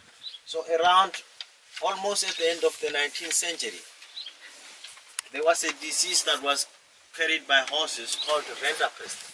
Okay, so that disease have killed most of the livestock of these Himba people around here. So that's when the people decided to split into two groups, and another group went to the central part of the country that we call the Herero people today. Okay, But through the whole migration, these people are all called the Herero people. The name Himba was not applicable until the end of the 19th century when the outbreak of the Renda pest disease happened. That's when all the cattle, most of the cattle, not all, but most of their livestock, that's when they lost their livestock around here. So when this group went to the central part, these that remained decided to return back into Angola. So yesterday when we were on the boat, you could see those people along the river. That's a tribe called the Obakubale, which means the owners of the river. Those people have been for many, many years along the Kunene River, mainly growing maize, tobacco and pumpkins and calabashes along the Kunene River. So the Himbas, they started working as slaves into the maize fields of the Adra tribe from Angola. So, and baking a lot of stuff from the people, especially food and everything. That's when the name came up to be, which means bakers. The word Himba means bakers. Because whenever their livestock and everything was lost due to the disease, life became very difficult for them around during that time. But with time, they started making own fields as well, and they started growing a lot of corn and calabashes like the other tribe, and then they started trading that. With time, they started gaining their wealth back, and then they settled again a huge area today called Kaukofield. Now the ones that went to the central part of the country, that's where most of our civilizations take place, because during the time for scramble for Africa, when most European countries were rushing for colonies in Africa, we were lucky to be colonized by Germany. So most of the lives of these people here, they totally changed. They started going to school, they started attending churches, they started wearing Wesley. Now due to the crossbreeding that almost took place between the Hereros and the Germans, later they decided to introduce, or the German authorities have given strong orders that all the ladies, the Himba ladies or the Herero ladies around here should be covered from the head to the toe. That's when the dress called from Queen Victoria, the Victoria dress, that's when it was introduced during that time. We have a very nice example of it there, the dresses. But if you see that dress today, it has become a fashion thing nowadays. So that's a beautiful Himba lady. Those are all practical around here. So these people and these people, they are of the same tribe. Okay? The difference in language have become that these ones, because of civilization, just a little bit of a dialect that have changed in their language, but all of these people are the same people. They practice the same cultural beliefs. All these two tribes, they believe in ancestors. Okay. So what we're gonna do now, I don't know, do you have anything else to add on? About Himbas and Hereros? Yes. If you have questions, you are more than welcome. So the practical side of the village, that we do within the village itself. How do they practice their ancestral beliefs? I mean, with burial and remembrance. How do they go about that? So what basically happens, mostly in the Himba villages or in the Herero villages, there is always a holy fire.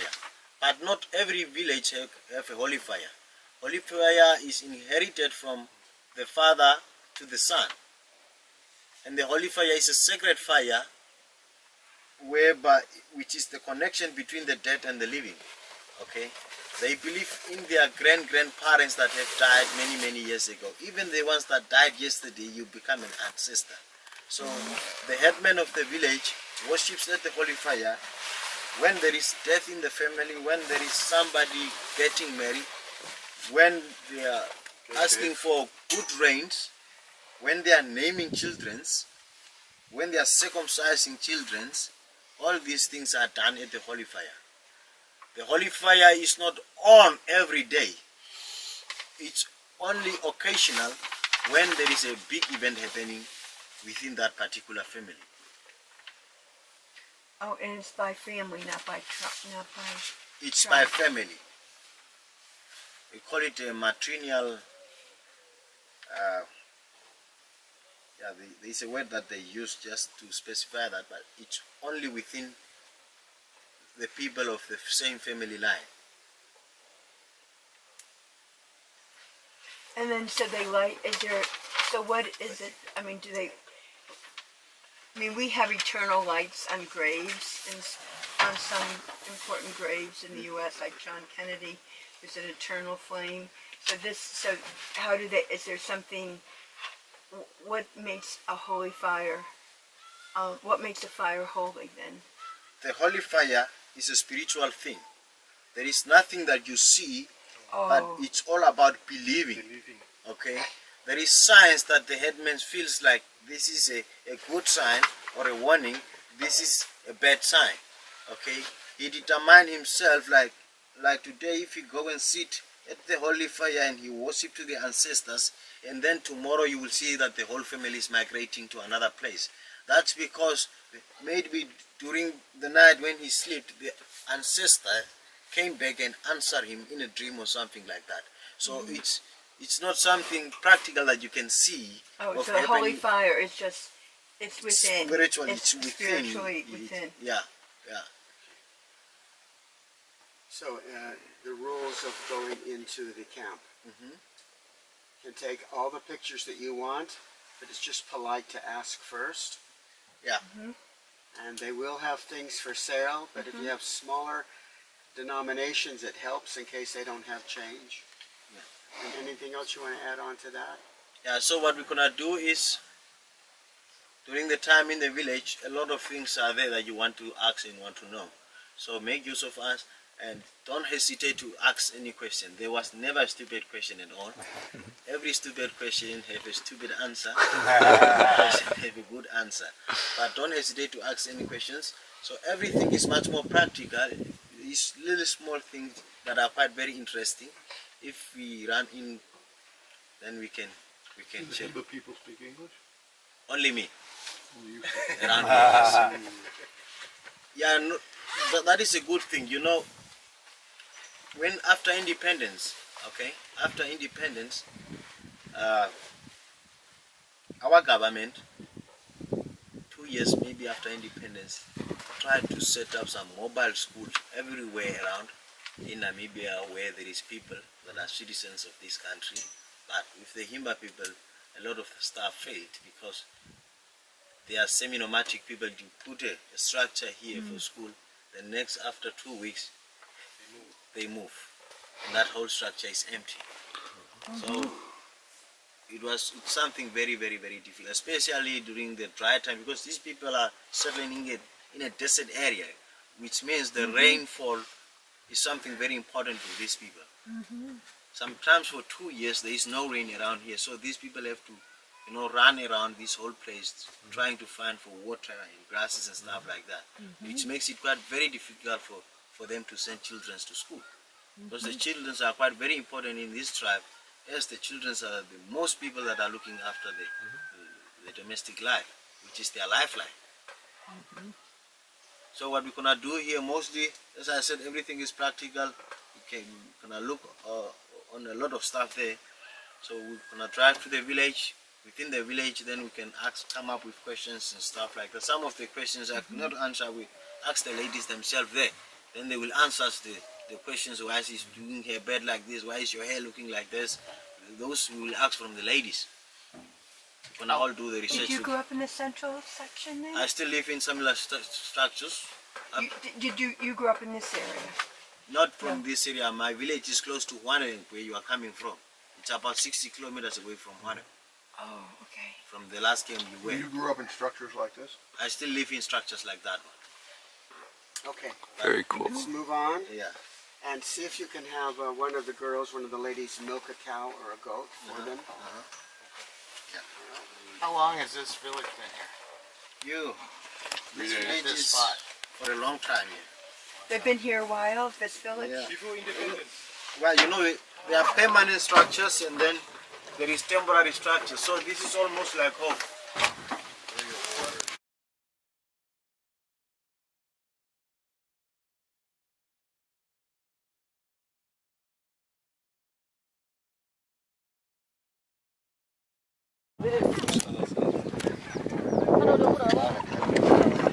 Oh, he likes you.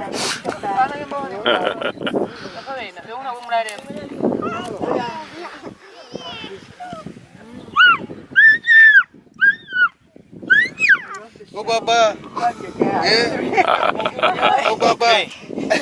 Now these people, they don't use the deodorants like the ones that we use, the roll-on and those stuff. They use wild herbs.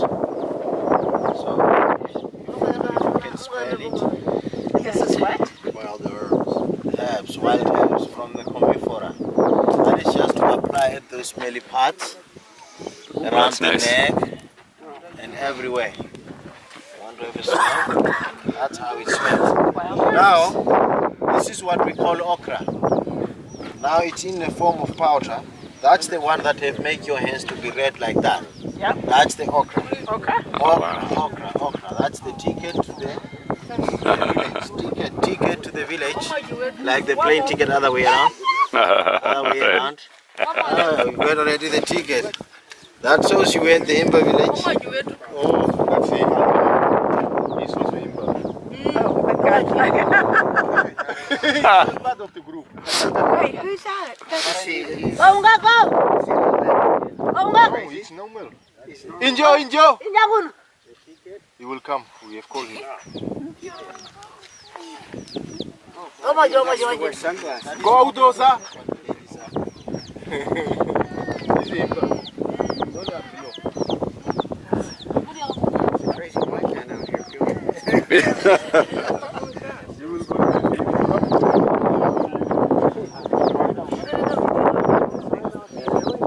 Got all the chickens over here now.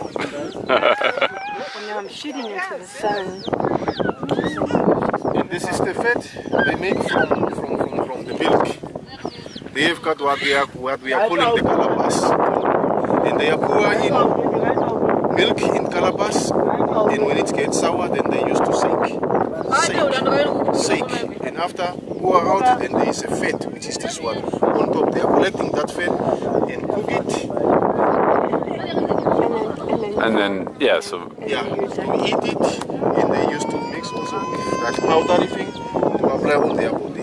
Like okay. Ah, cool, like sunscreen. But now, only ladies applies the okra. So, So you're saying I don't look good? yes. No, so in the Himba culture, like there is two boys in the village. So early in the morning, if the boys are red, then we know that they went to girlfriend somewhere.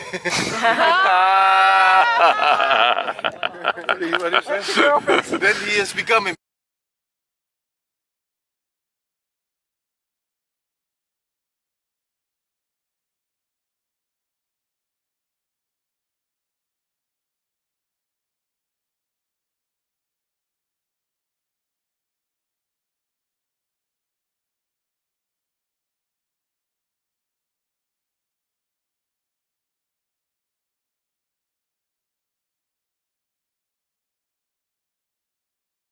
Over the crop circles in England many years ago. Okay, this is what we call a fairy circle. So these circles is something theoretical. The scientists and everybody up to today, they don't have the right answer on what is causing this circle. And the very interesting part of this circle is that they are quite along the western coast. They're just on the western part of the country.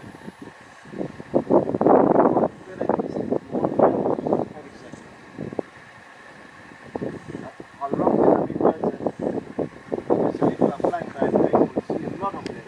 They look very beautiful in the sky. Now there is a first theory regarding this fairy circle. It's on termites. Then I have my favorite one, which is on aliens. Aliens. And then comes the third one, which they say poison that was left behind by plants. Yes, and then they have the fourth one, which they said it's gas pockets. That's a newly recently coming up, something coming up now. Now the ones of termites, guys from the University of Pretoria in 2005, they did a big research down in the Hartmans Valley. They found out about termites. They could dig some of the fairy circles and they could find termites. So they said there's a termite that goes all around until it finishes up all the growth of the seeds around there. So whenever it rains, nothing is going to rain for the grow there for a while. And then comes the poisonous part, which is plants like euphorbias.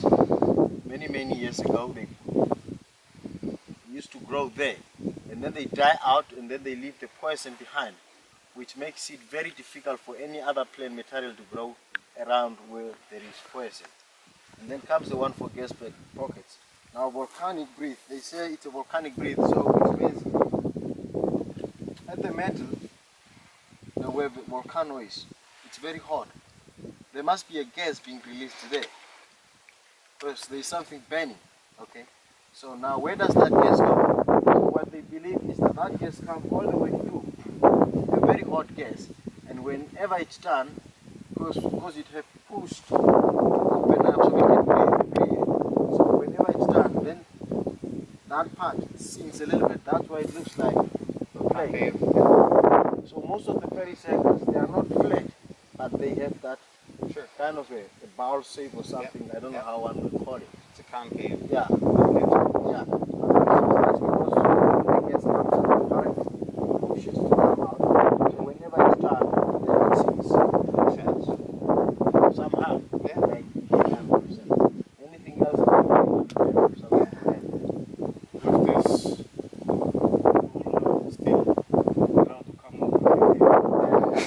Still open. Still open. Do local people have a theory?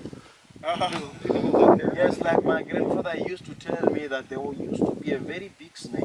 Okay. And that snake and the elephant were two enemies. Okay. So they started fighting. So the snake was so poisonous. So when the elephant the elephant was pulling these snakes into pieces. So every Throw them direction around that and you around. throw, so that poison make it that almost like I like the one that. of the plant, but I for like him that theory. it was a snake.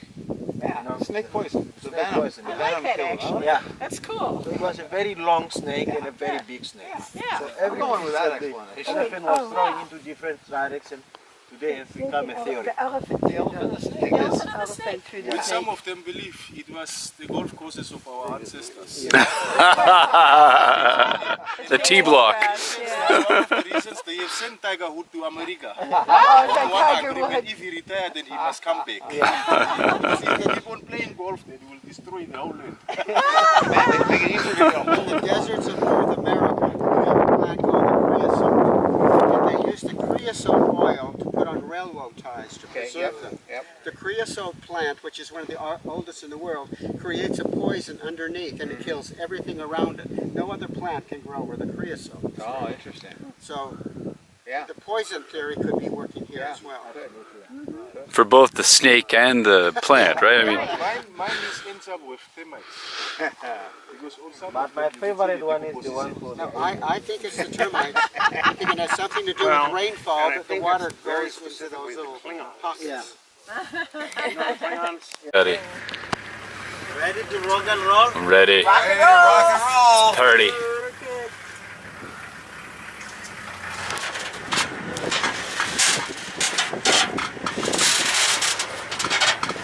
You know, I think I did the gravel last time actually. I wasn't sure how slow we were going to go down this one, so I didn't take the chance to get the camera out. But he did a good job last time, so hoping for the same result.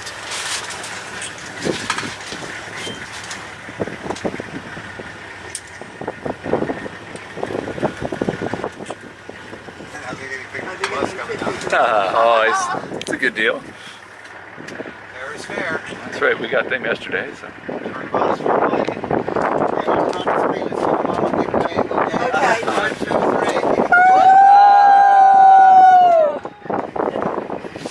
All right, release the brakes. Just kidding. Okay, here's Alan. Wait for Alan. Don't hit him. Alan's right at No, he's at the back of the truck, just in the sun. Bob and Alan.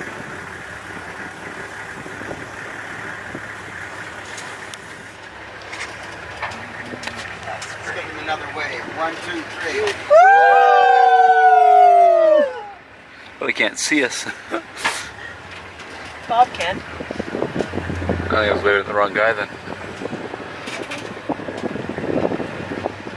We made it! Hooray! That's the beetle.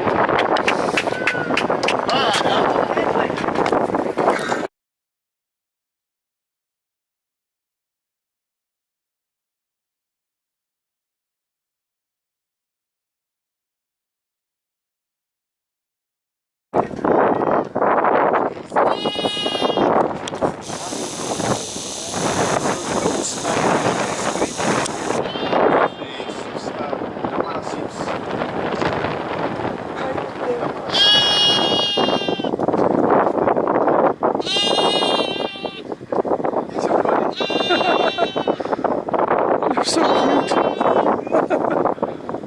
Oops.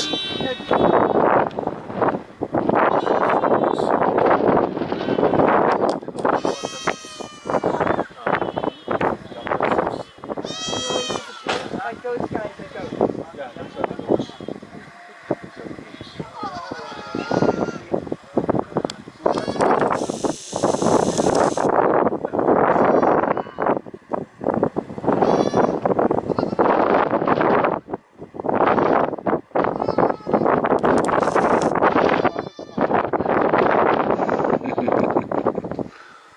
Hello, guys.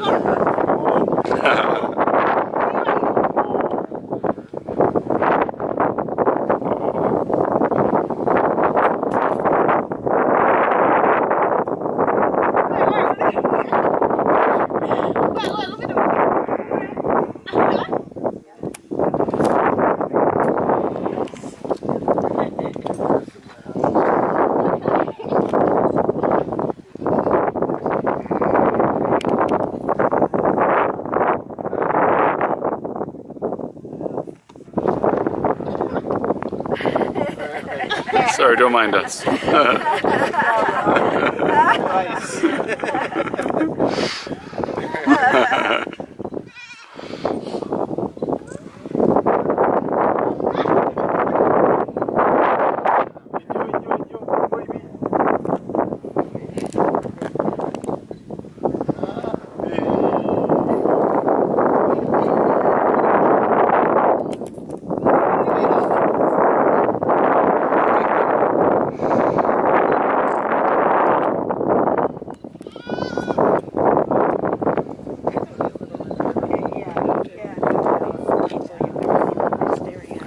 Yeah, I feel the same.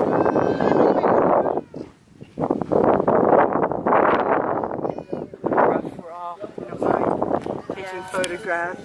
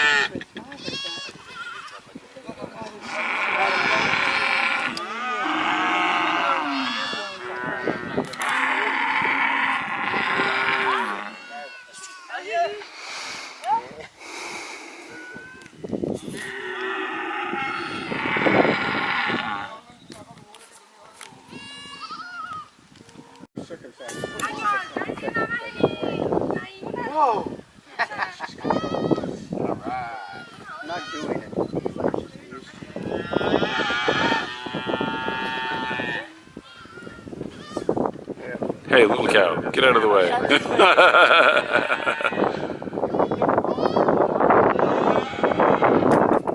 You're gonna freak the cow. He's got horns and they're really big. Stay on this side so you don't have people go on the other side of the cow. Stay on this side. Otherwise you've got people. Take a picture. Take several. They would freak out. Yeah. People standing there. Hello. Yeah, Psst. Psst. Come here, little one. Mike.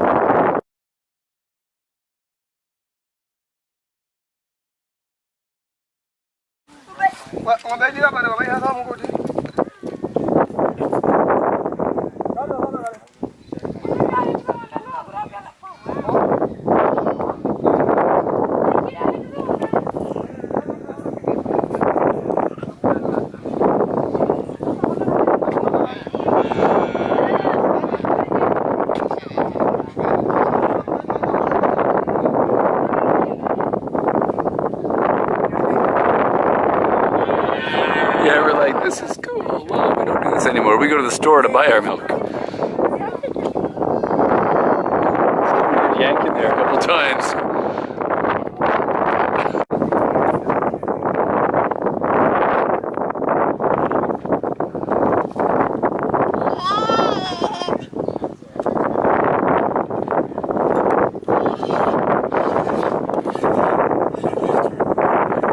Go for it. I'm just videoing, so it's okay. Well, he's pretty efficient. So here we are, Namibia village, watching a cow get milked.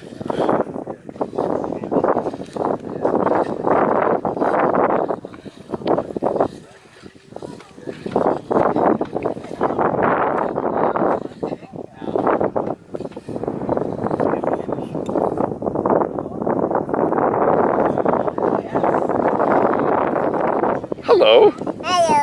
How are you? Hello. Hello. Hello. Hello. Hello. Hello. Hello. Are you having fun?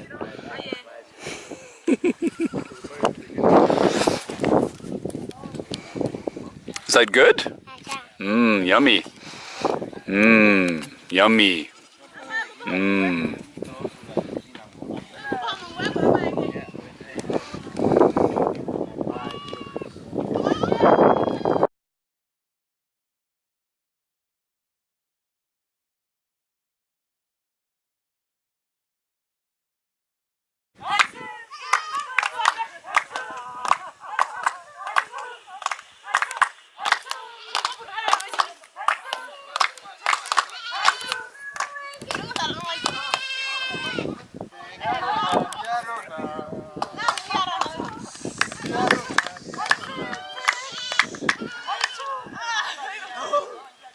Maybe this guy's single.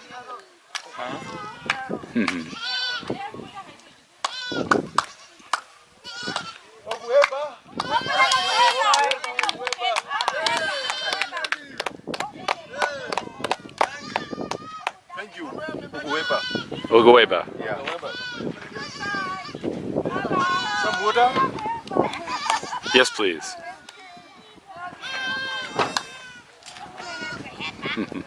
Oh, Yarona, Yarona. Oh, Yarona, Yarona.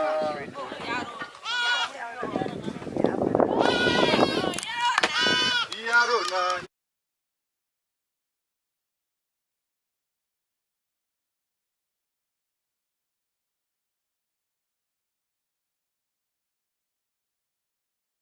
Adding in because We are 1 crew, 7 passengers with 2 hours, 40 minutes on. 2 hours. Get halfway home.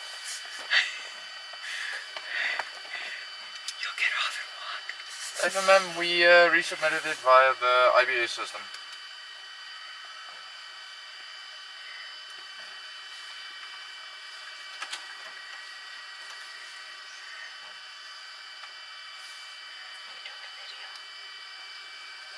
Negative ma'am, requesting route clearance and then start up.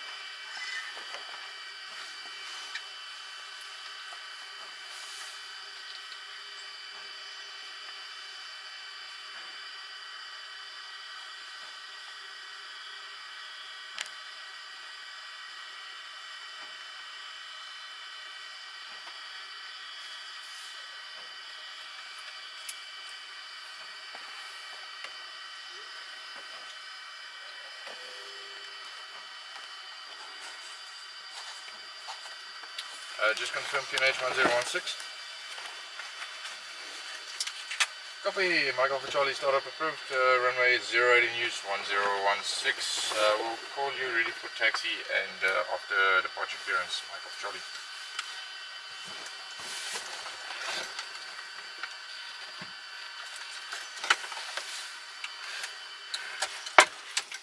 Okay. Alright, you can close the door for us.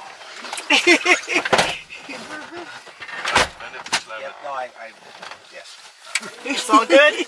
We're locked in? Especially don't slam it. How long is this flight? So this flight is 18 minutes, 18 to 20 minutes. There you once go, we Jen. get to the lodge, we're going to do a runway inspection once again, just to make sure that there's no animals on the runway. Love it. And what you guys will be able to see is on your right hand side you'll have the Itasha pans. So about 5 to 10 minutes into the flight you should be able to see the pan. See the planes, The pans, it's the biggest pan in Namibia, and it's also it is home to most of our wildlife and different kinds of species. By pen, you just mean the... It looks like a big salt pan. Okay. Yeah.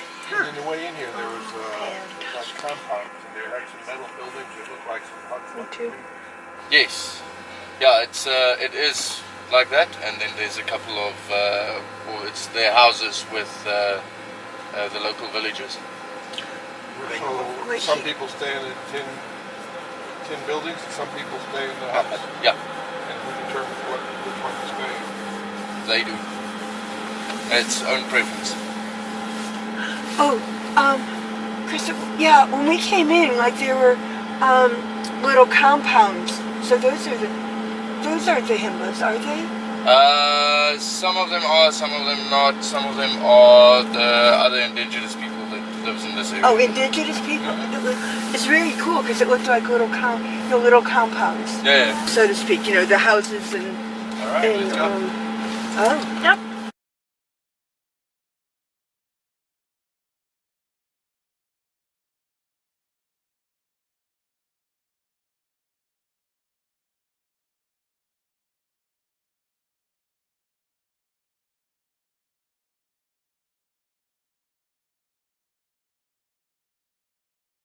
That sounds good. All right, here we are at the fort in, how do you say it? Oh, in Natasha. In Natasha. There you go. Joan's going to demonstrate the inner door latching mechanism, which is kind of reminiscent of a fort, which I guess why it's called a fort. And there is the view, and apparently we have to be driven everywhere here because there might be lions or cheetahs. So don't get too far So outside. I'll stay in here. Show the outside of the door here too. Okay, oh yeah, the outside of the door is kind of neat looking. There you go. Cool. And then we close the door. This is like being in a fort. And we latch the door. There we go. Wait, hold on. Oh, we also have In the, case that won't hold the lions. we got the lockdown here, which just put over the top. There. There you go. There's a pin missing there though, hon. Otherwise I could just pop off. Is it tight? Yeah, it seems. I should have a pin. Oh well, that's okay. Here is the bathroom. So we have a nice shower and 2 sinks. And then this is where we can observe the lions. I'm not sure how they couldn't jump up here if they wanted to. Oh yes, in the outdoor shower, of course. Like every place seems to have. Oops, I'm not sure I should turn it. Maybe I'll leave it this way. Yeah, video's better to do anyway. And there is the view, so you can see all the termite mounds in the distance. And the warthogs and the, what are they called? Wildebeests. Yeah.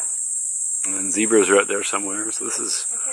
Oh yeah, the zebras are out there in the distance. Yeah, so you can see the warthogs and the wildebeests and the zebras right there, and then a bunch of people sleeping under the tree. They just had their afternoon siesta, or their afternoon drink over there at the pond. So we have a nice sitting area. Again, not sure how the lions wouldn't be able to get up here, but I guess that's not to worry about. Yeah, it's probably not open. Nice sitting area, probably not open either. Back through the bathroom. Okay. And then we have the little hallway where our luggage is right now. And we have a nice mirror, and there I am. Look at that. By the way, I got dressed first today. Yes, Joan and I matched today, so she blames me. This is all complimentary, so we could have some whiskey, some gin, some brandy. Cookies, tea, mango, cookie, mango, and then espresso. Some mixes are down here in Hold the on. fridge. Ta-da. Nice. Very Oh, good. there's a new beer. There's some beer Oh, we and haven't- some wine as well. Oh, Cider. cool. Then we have a nice little indoor sitting area as well as the bed. So there's the bed. There's a fireplace. I don't think we'll need that.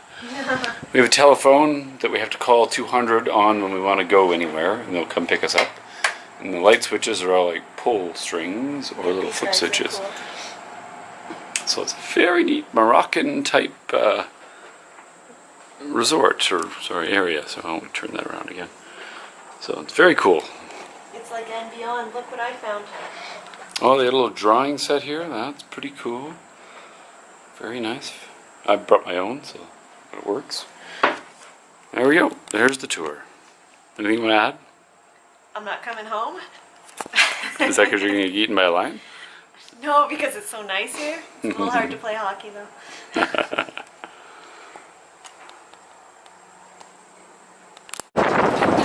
Here we are in Tasha, the last part of the trip. We're hoping to see some, I guess, lions. It's the only thing we haven't really seen yet. Black cheetahs, but we probably won't ever see those. So. Leopards, yes. I think this is probably Joni's favorite part. Yeah, we can sit outside and just watch the animals walk by.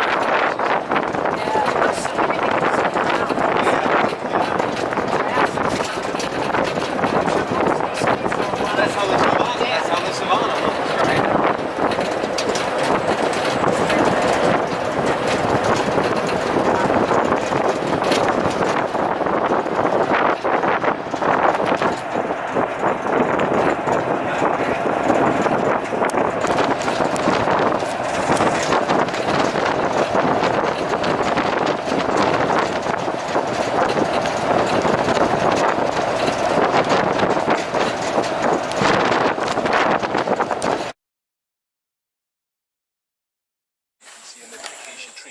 Why is that? His advantage is actually the tongue. I mean, a giraffe's tongue right from the back of its mouth to the tip, around about 38 centimeters from length. Okay. So imagine that tongue is so flexible that it eventually just avoids generally the thorns. Really? And rather picks the tiny little green leaves. Look at how he's working Yeah. with that. You know? Yeah. And obviously he avoids more the bigger thorns, but anyway on the tip of the branch where it's quite soft, he can take that along. Wow. But he will not consume the thorns itself. You know? Yeah. It seems a little bit like the stomach is a bit bulged out on the sides. You know? Okay. And there could be a possibility that she's a pregnant female. wow. Over gestation period, these guys will eventually carry the baby for about a year and 3 months, so in total 15 months gestation period. You know, normally only one baby is dropped after a period of 15 months. You know, and they give birth while standing. So imagine that That's a impact drop. and the bang, Yeah. the baby needs to fall. Obviously fall to the ground. The baby, that actually helps the baby to get it into life. You know, that bang to Wake the ground. up. So quite very interesting. Its walk is so stately. Are we going to go across the road? Looks like it. That's kind of fun. Why did the giraffe cross the road? Yeah. There's a bunch of people photographing him. because he couldn't go under it. Oh, he's looking.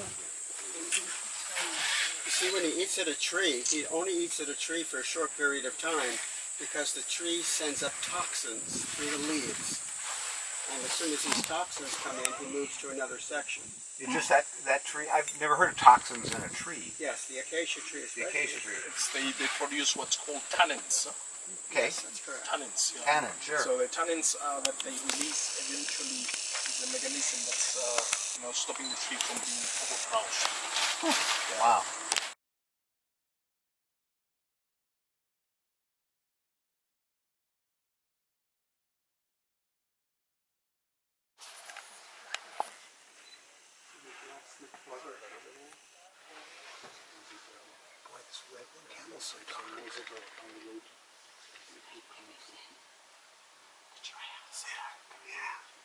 This is what happens if you guys will get older. Get dark colors. I like Peter Pan. I'm never going out.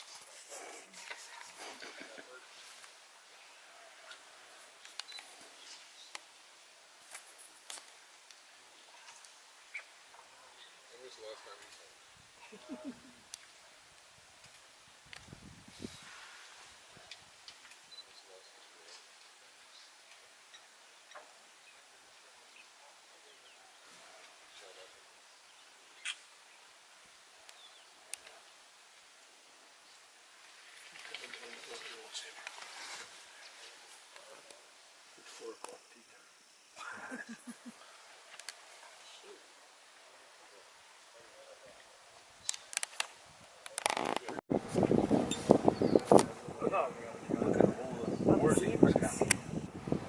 There's a whole bunch more giraffes coming. Before them.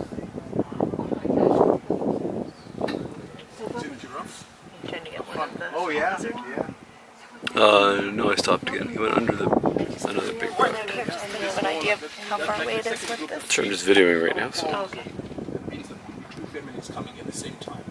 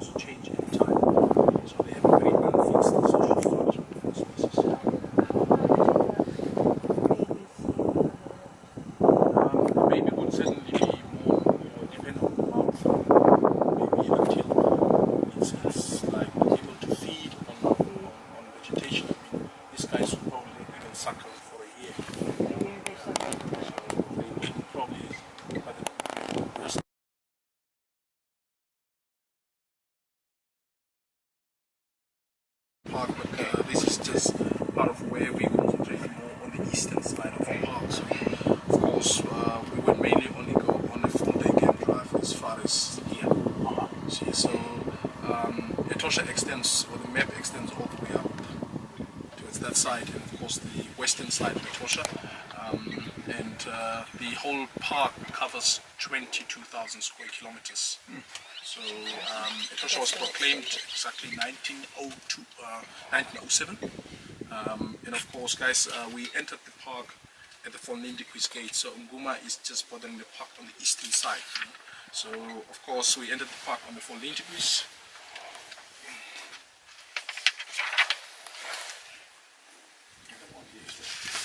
Plus one.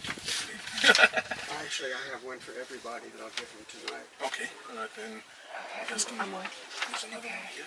Yeah. So basically, we entered the park at the Fonlintiquis gate, and currently our first stop is here, just 1 kilometer south of the Namutoni resort. Namutoni is a camp which is basically owned by the state.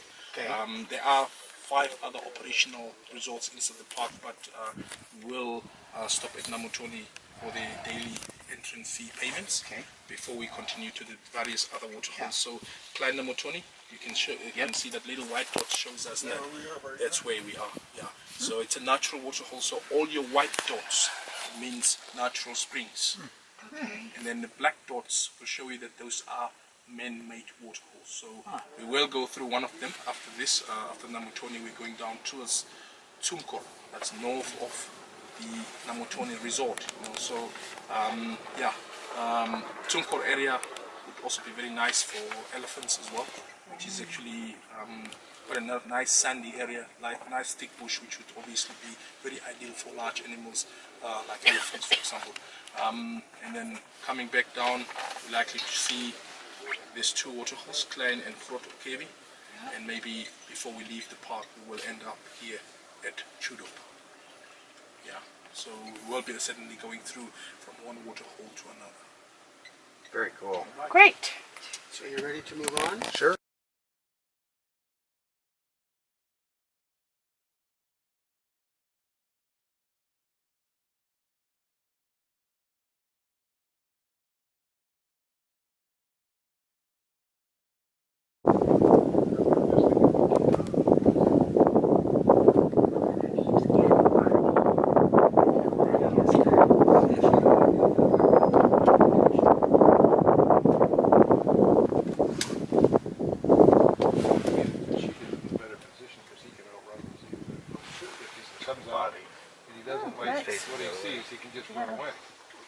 Showing him they're not afraid of it. No, you can have a look on the binos. You see, there's 2 heads. Yeah, there's 2 heads now.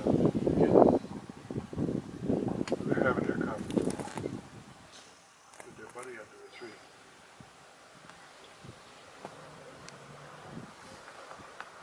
They're both staring at each other.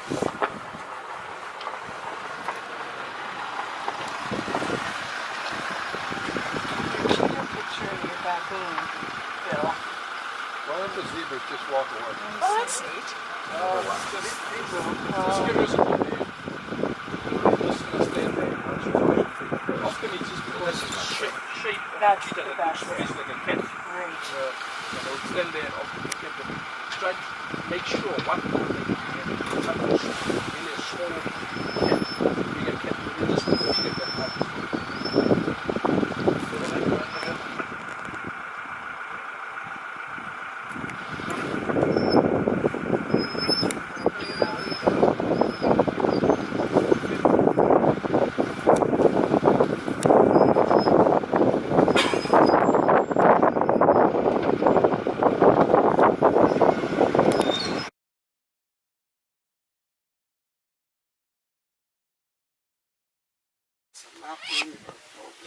They call it lap.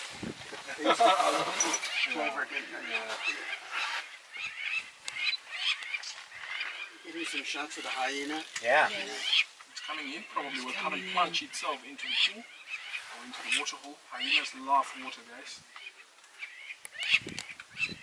Love to get in.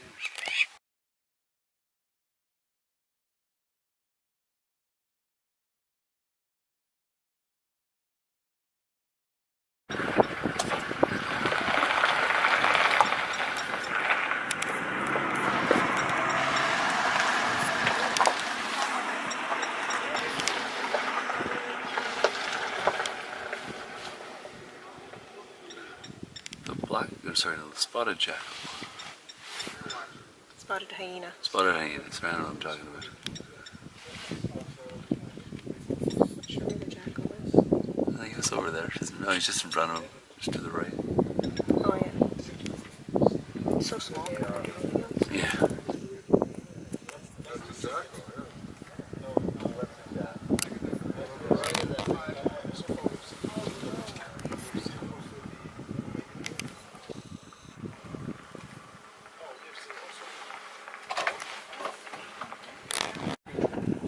That looks lovely. Oh, you can't even tell what it is.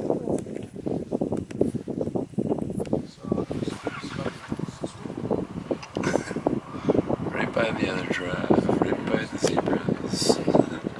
You're eating things dead already. It's probably easier. They love bones as well. Chewing some bones. A lot of white material problems with hyenas. There's so much because of Make sure there's no lions around. those. See? It's the getting there. That's just the leftover of the giraffe which was killed here by the lion. What giraffe? Is that scrape mark you can see where he pulled it up? Yeah. It was probably pulled by something else, not the hyena. No, but I mean... You got a bone or something? Yeah. Yep, he's gnawing on a bone now. It's crazy You can seeing see all him these eating animals it. in the same scene, isn't it? Yes, yes. Smelled that from all the way over the other side. Probably this hyena must have seen it as well. She knows it was here. Because the lion was around in the water for the last 5 days or so. She had to wait for the lion to leave. So she was patiently waiting around, probably every night, hanging around here. She knew exactly what happened. Reconnaissance.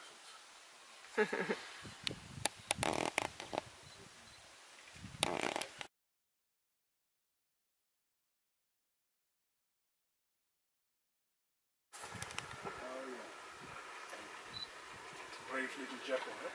Yeah. Feisty.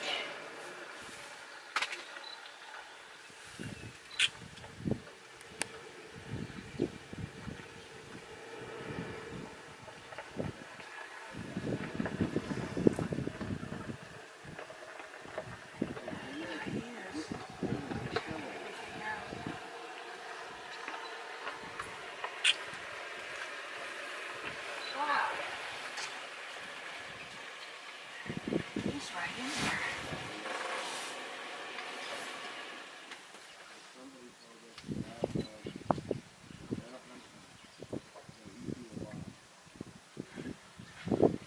You said that was a zebra? A giraffe. A giraffe. It's way off in the background there. The bush.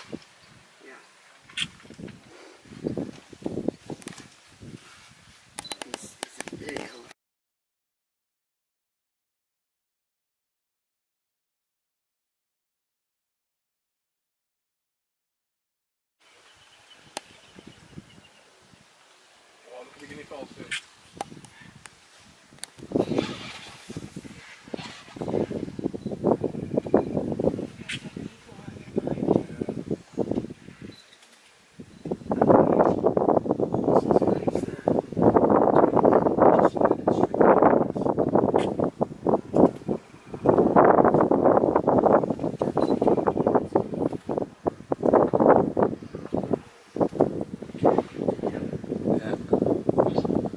Looking around.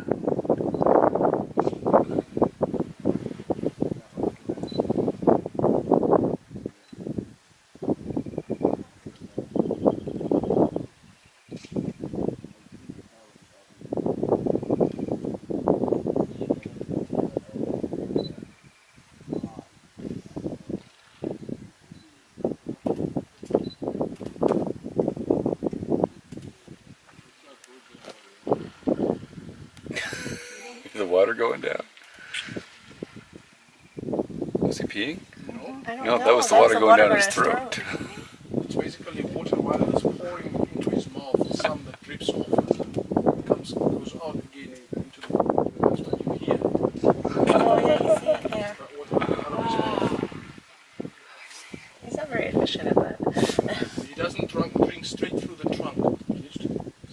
water into the trunk and put it into his mouth.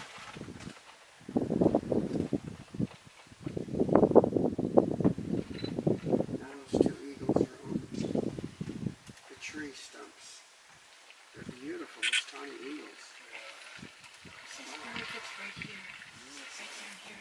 Got it busted?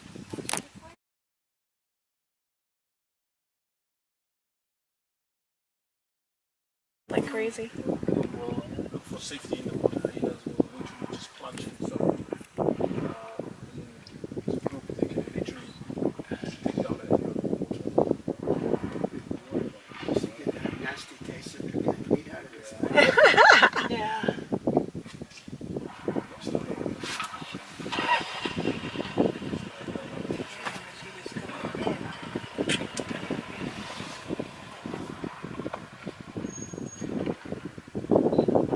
Oh, see their tails going crazy over there. Mm. Ooh, dead meat, dead meat.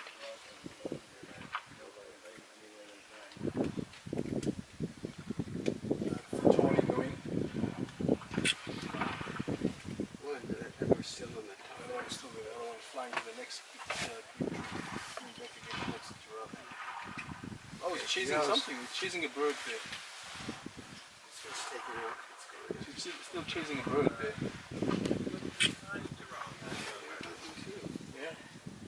Would you like to sit on the side, Jane? I think you did. Oh. Well, you can do it. You're doing so well. Well, I got excellent photographs. Oh. I got some stuff to do. Go back. Go back.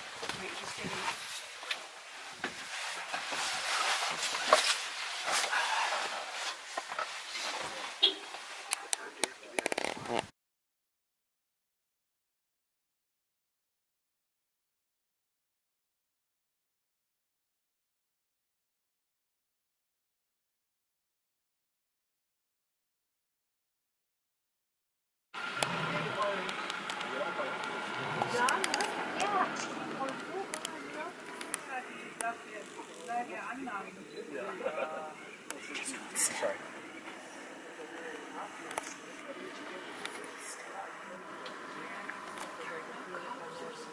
No, but she should certainly belong to a tribe. Lions would obviously try to control, but they belong to a tribe. So it's not all the time that the tribe needs to be together. These guys will also certainly move sometimes in subgroups or individuals as well. So you could just hear when she was rolling the beats. So one of the communication links that they use when they're away from one another. So through vocal calls, they can communicate like that. And certainly through scent marking, how they can find each other as well. So urinating onto the plants, like trees, and scrape marks on the ground. So that's the signs that they're looking for when they try and find each other.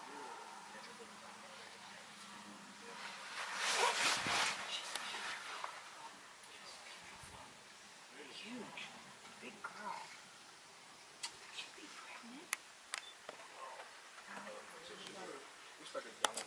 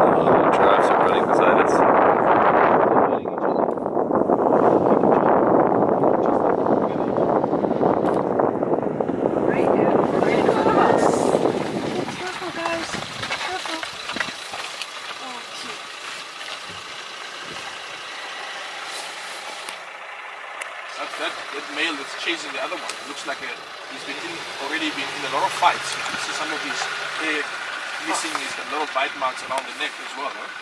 So he's sort of like a very. Look at this one. He's another stallion.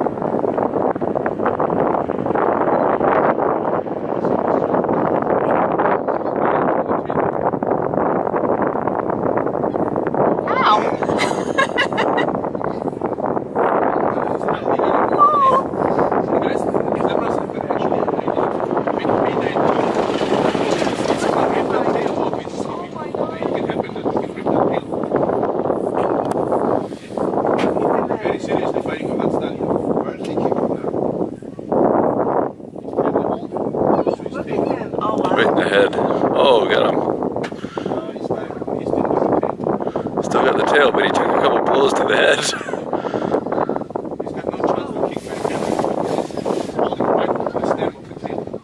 Now these two are going at it.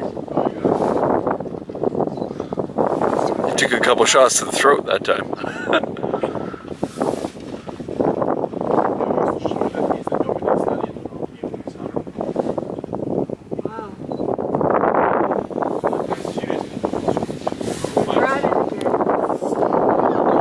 Yeah, those are different ones.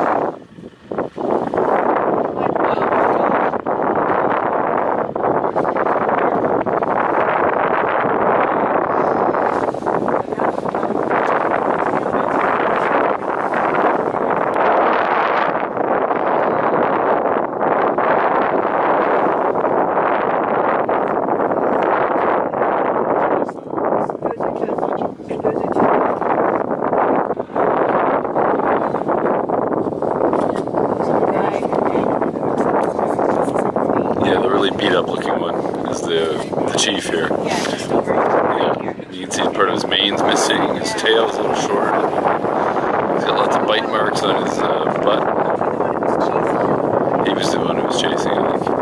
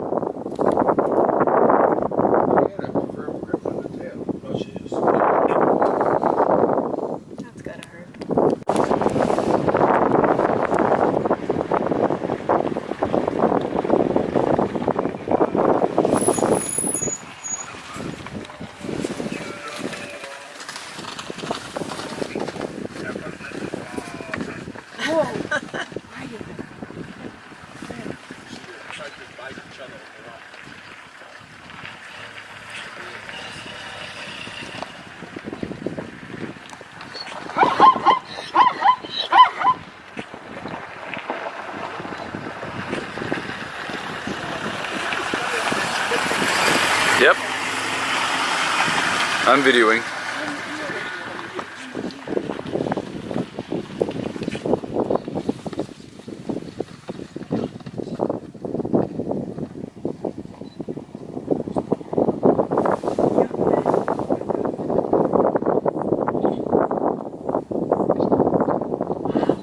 Oh, right in the head.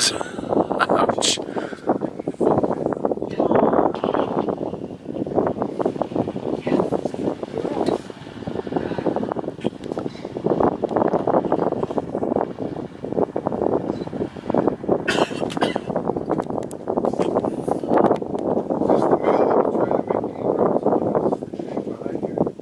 This one is just part of that bunch of pieces. The main one is ours.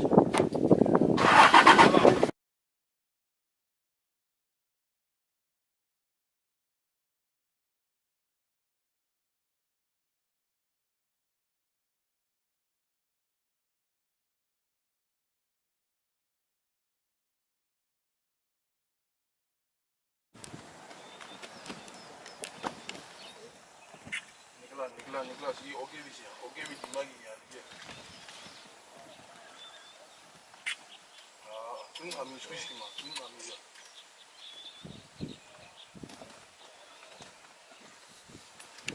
Wat ik doe, kan ook even zien. Denk je dat Carlos mama? En is er geen.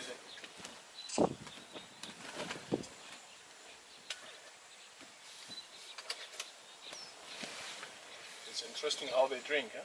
Yeah. They scoop the water and then pick up the neck and then they swallow it.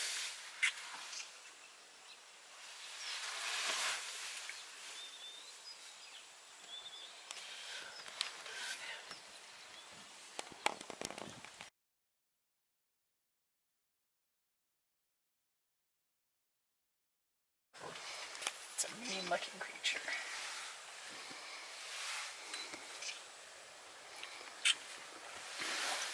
Spotted hyena is nicknamed as the laughing hyena. Oh, this is the laughing hyena. So that's what they do when they're excited and they found something to eat. They make that cackling sound like they're laughing. Very excited.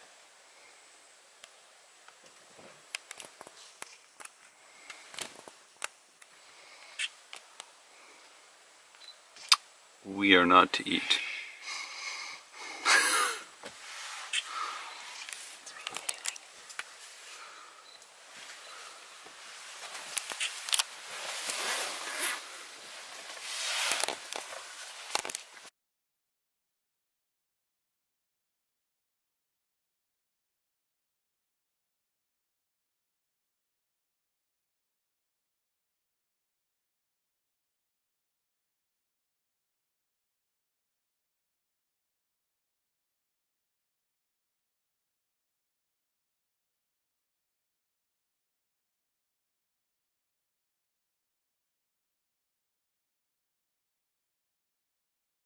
Nee, fuck, ek het nog lanklaas iets gedelete.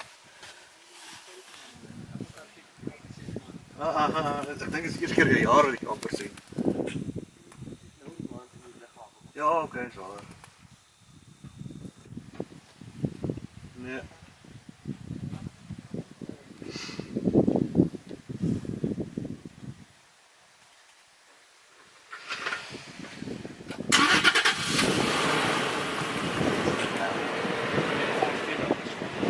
This one right here. Shape. As good as the other female. What if we save the whole roach? We'll do. Nee, is waar. Would she be head? Would she be the matriarch? Large group like this, 2 matriarchs. Oh, there could be two. In the moment, the group is very mixed as well because they're feeding. They're following the stick order.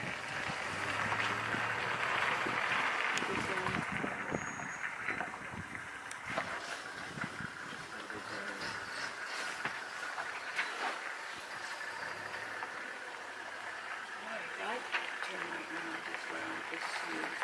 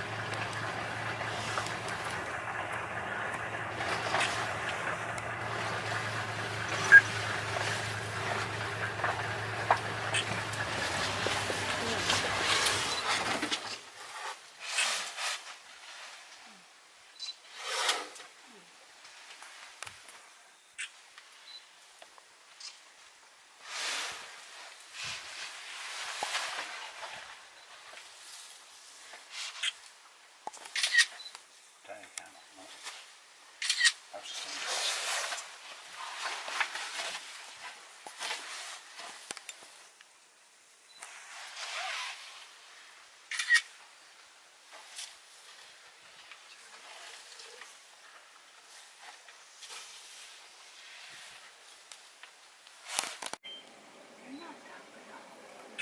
These guys are probably about a year now.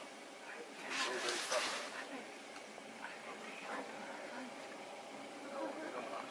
Depending on the mother still.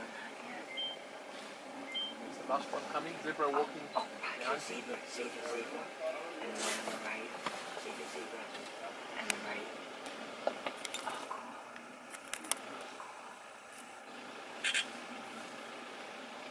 I only made it part way.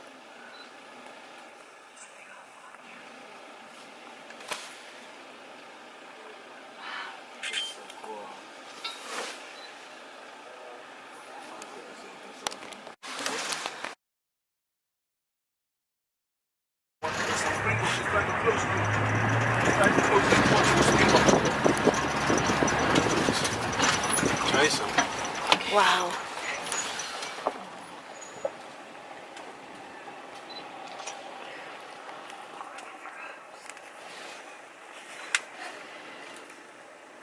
She saw something potential, you see? There's some springbok there in the distance.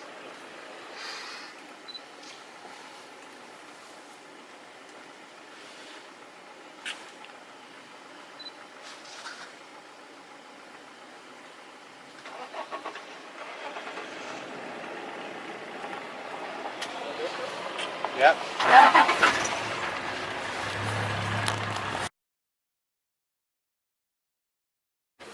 Close, close. Here she goes. Please leave her. Close.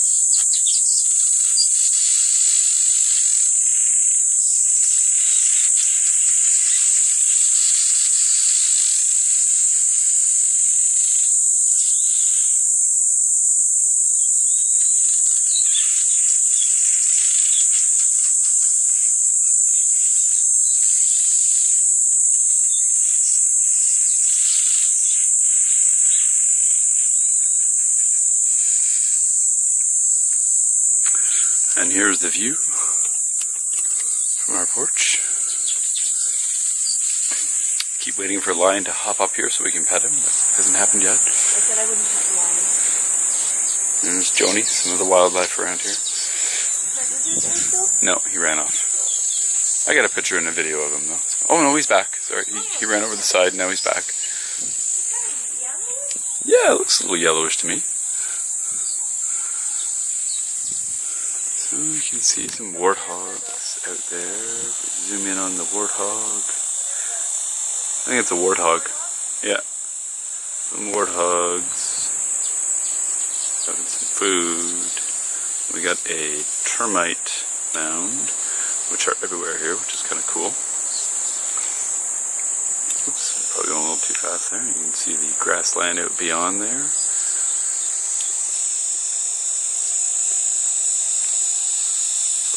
Quite pretty. You can hear all the sounds. Kind of sounds like cicadas, but I'm sure they're called something else here. And then a bunch of birds are making some noises. And the wind.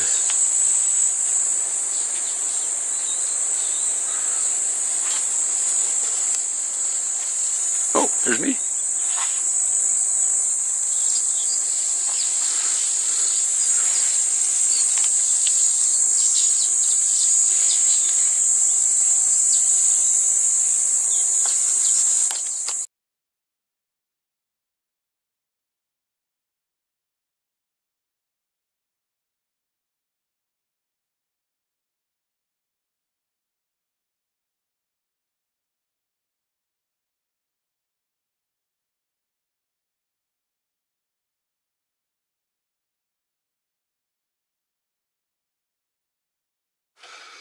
I'm just happy sitting and watching. The mud and all the water makes them feel good. Yeah. This heat, obviously, it actually helps to get their body temperatures down very quickly. I want more mud throw.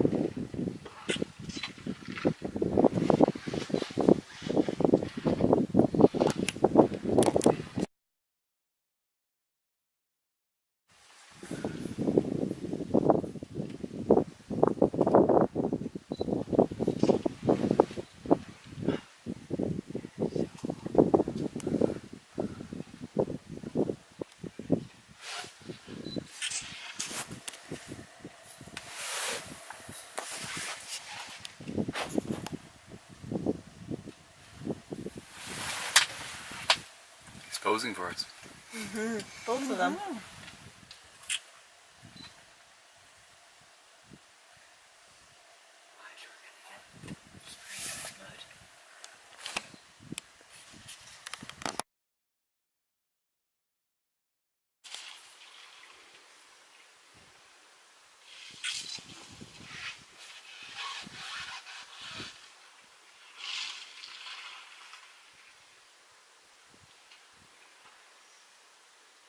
The other guy's doing it a lot now, but it's You can't see him now. Yeah.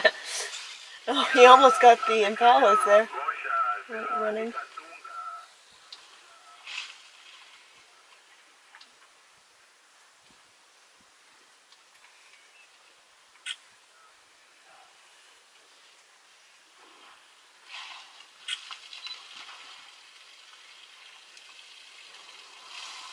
It must be hot, the sun on the black skin.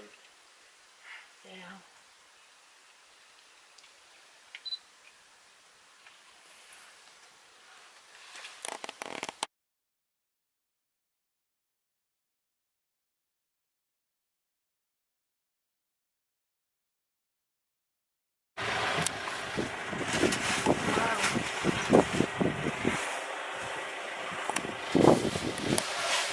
And it's gone. Oh no, it's still there.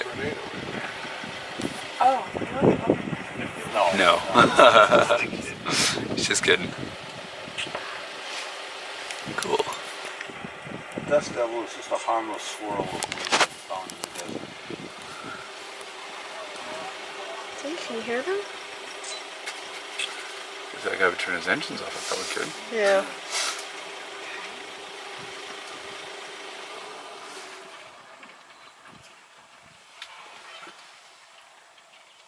Okay, now we need a pride of lions to attack.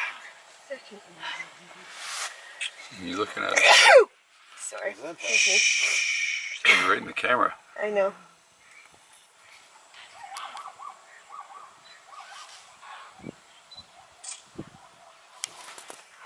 Are there some kudu over there too?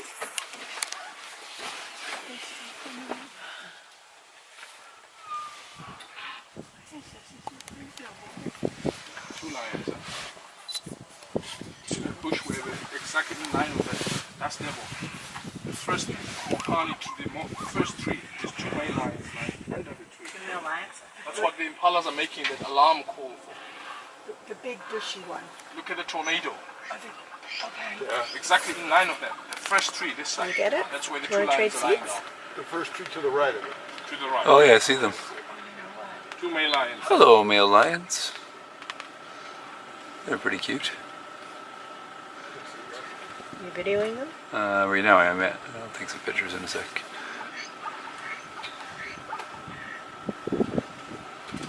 Very They- cute. Sorry? You can see them? Yep. I'll look in the binoculars in a minute.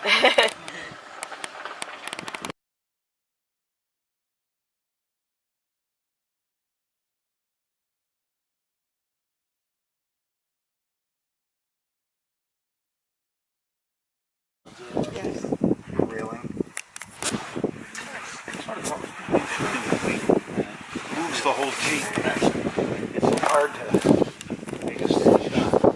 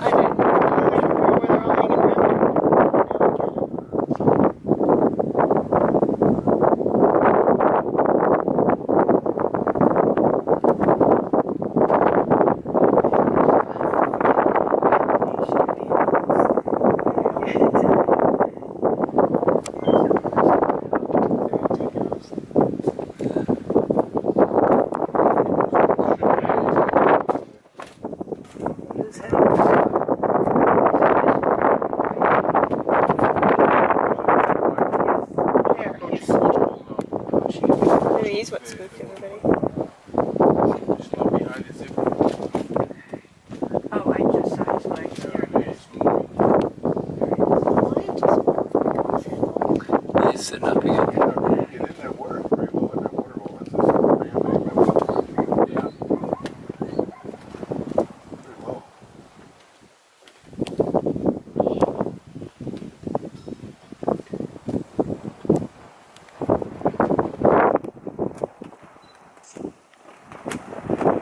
Trying to get a perspective of how far away he is. Yep. Forever. Long way away.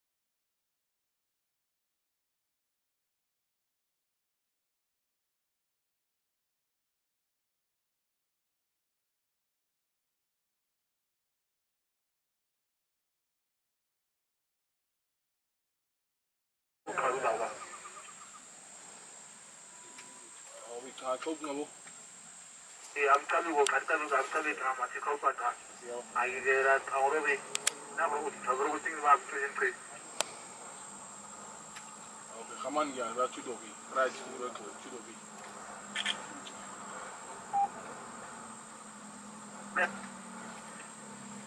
Sorry, tudo bom. Look at the little cubs playing. Yeah.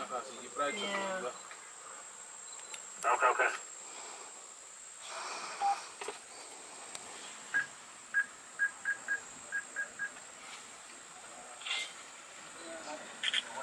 How come there's no other animals at the water hole? You're funny.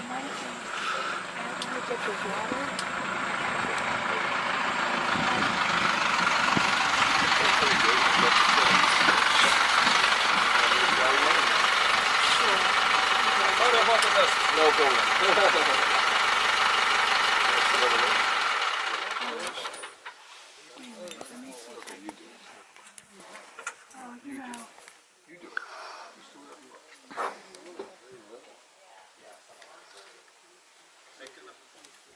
It's like different age cubs, it looks like. There's one really young one because The they. bus that came up behind us. Oh, I thought they did some jumping. Oh yeah, huge cloud of dust.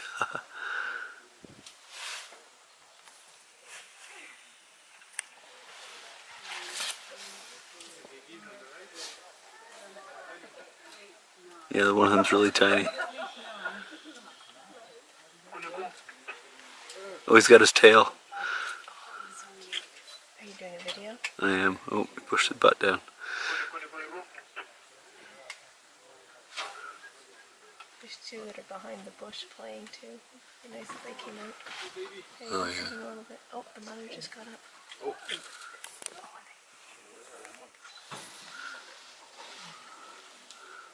Got into protection mode. But one of the mothers went behind the bush. Cubs in the lower right.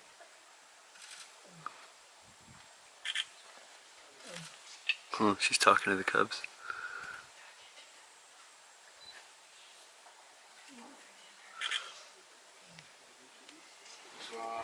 Wow. Oh yeah, did you see they came out the other side?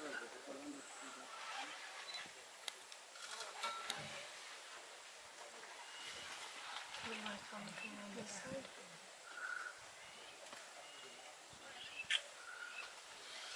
You see them moving on the right.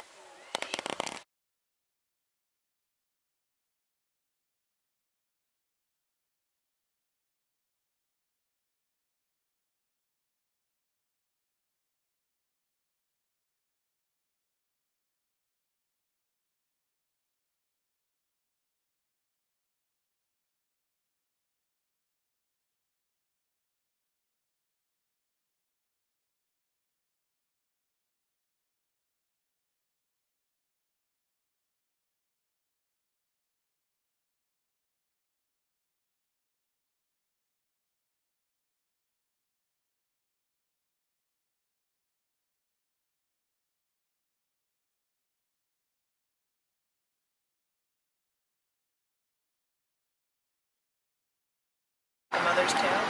Yeah. That's one of my colleagues found a leopard, so maybe get a couple of shots and then we can take it out. Alright, do you hear that?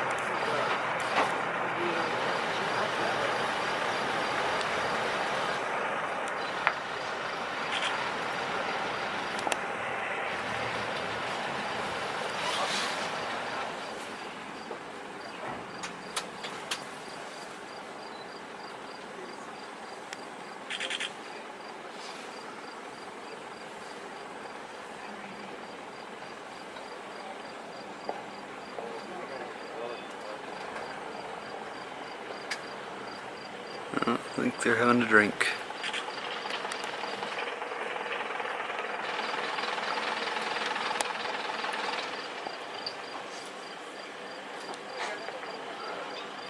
Yeah, I'm ready whenever. I took like 1,000,000 pictures, so.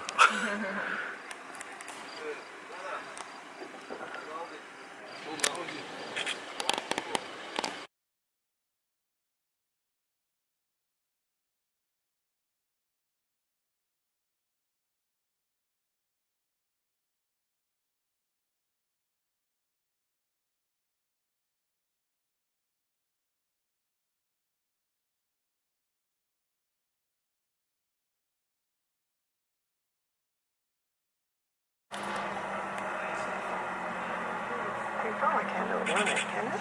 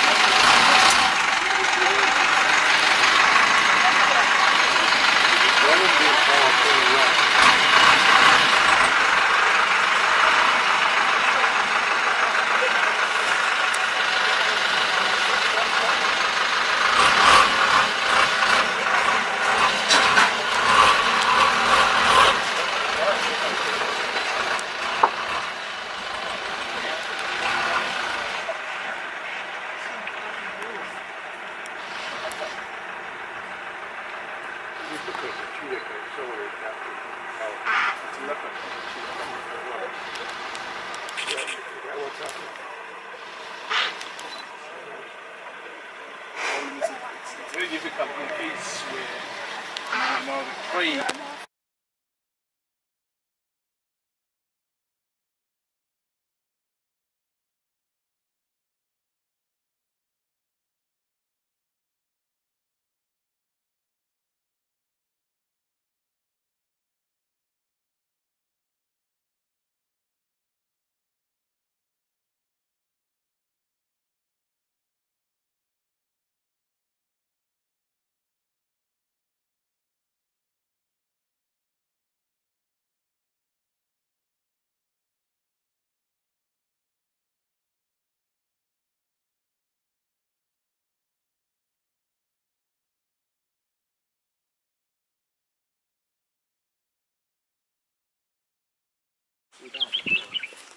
and also hear them purring in the garden. Oh yeah.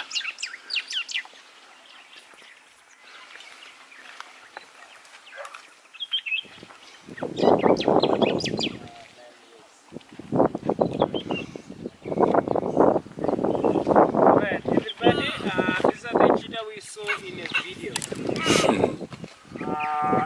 Peter, Kaya, Tagrari, and Senna. And these guys, they came here while they were very, very young, about 3 weeks old. And by the time they came here, they have not eaten. So we do fed them with milk. They are hand-raising cheetahs. They are bottle fed by a human being, and they are more used to human beings. So right now we call them ambassador cheetahs. So they are ambassadors. So long time back we used them for education purpose. If we receive a group of school kids, so we take them from this cage, bring them close to the beach. So but the kid they can also able to wear by that time. But right now it's forbidden by law. You know what happened, so once the people came and pet a chicken or whatever, they try, whenever they go back to their country, they go and share in a social media. And everyone comes, you want to do the same thing. Sometimes it's quite very dangerous for the kid. So because the kid is a play size, they are very short. So they become more nervous, they become more aggressive. So now our government has completely stopped that. No one allowed to pet them. I don't know. I pet a dog, but I don't pet a wild wolf.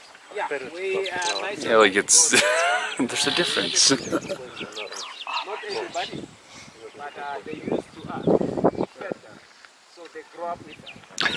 So, but by law, as government, they don't want anyone to pet. These guys are really pets. They're so cute. So you don't go there every day. So, but it's quite very good for us to come closer to them. Once we have a kid out gets sick, we can able to help them. We can able to provide medication. We we can able to draw blood. We can able to get them even like that. So here we have a Peter. So and then we have a Kaya that side, that's also a male. And a Kaya Glali and a Senna. So I know, right here. It's so cool. yes. They're very happy. Yeah, we was having one lady with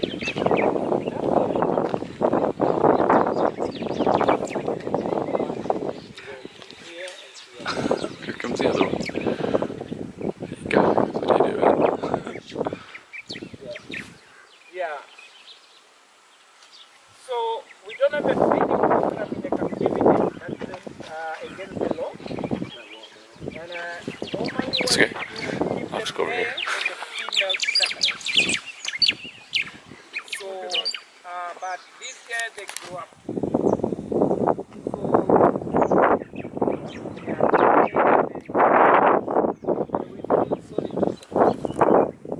What we do for this male, we do contraception.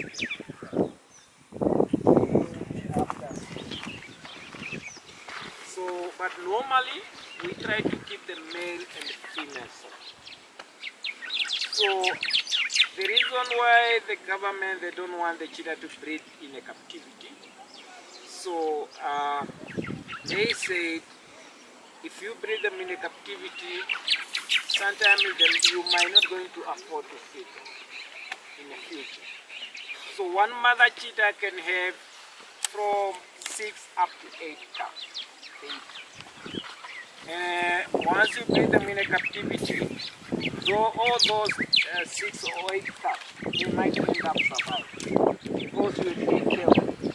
It's not like in a nature the mother cannot able to survive enough.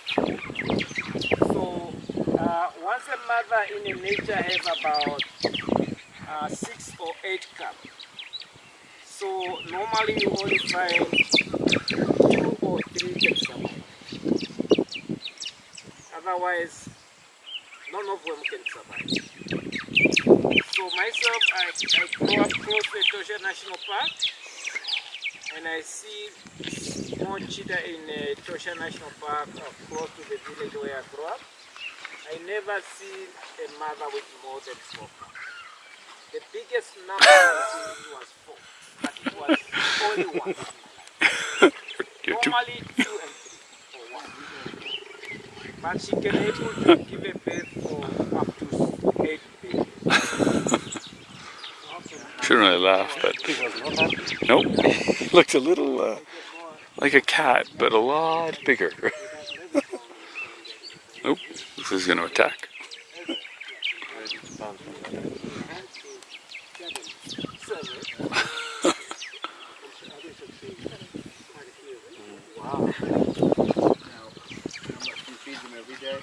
So this day we want to feed them 2 kilo each, and we feed them 6 days a week.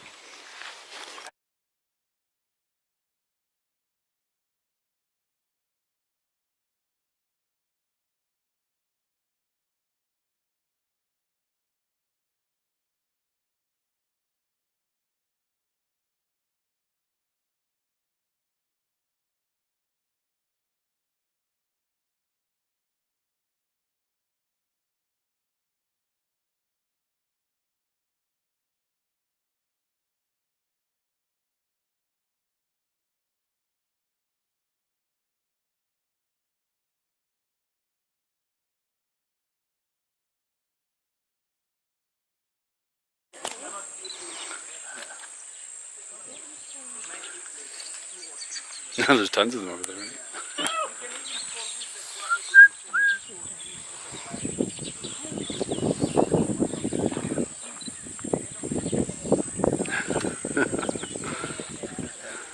Oh, it's hot, but we want to say hi. Hello.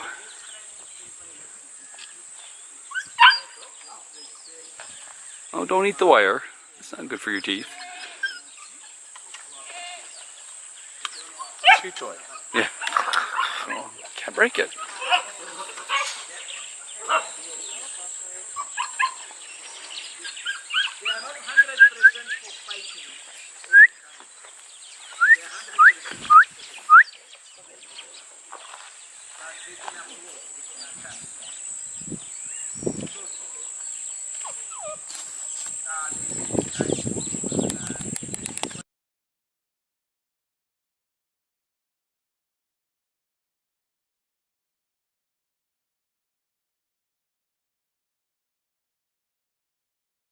Perfect.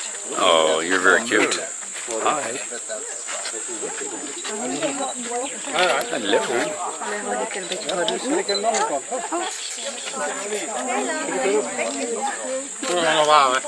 Should we get up, you two? Hier. Should we get up? Gotta get it up. No, not at all. Should we get a bit up? It's like they told him or her to come down there. Really tail.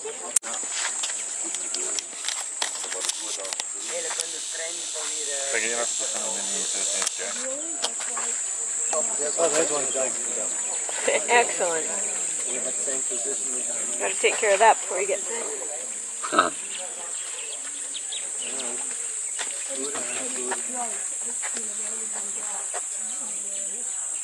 Oh, it's cute.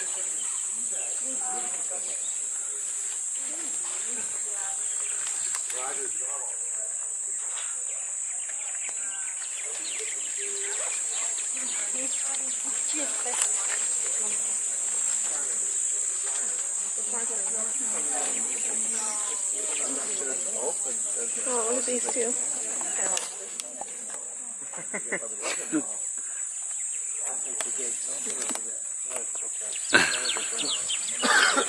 Oh, getting some bath. Cleaning the ears.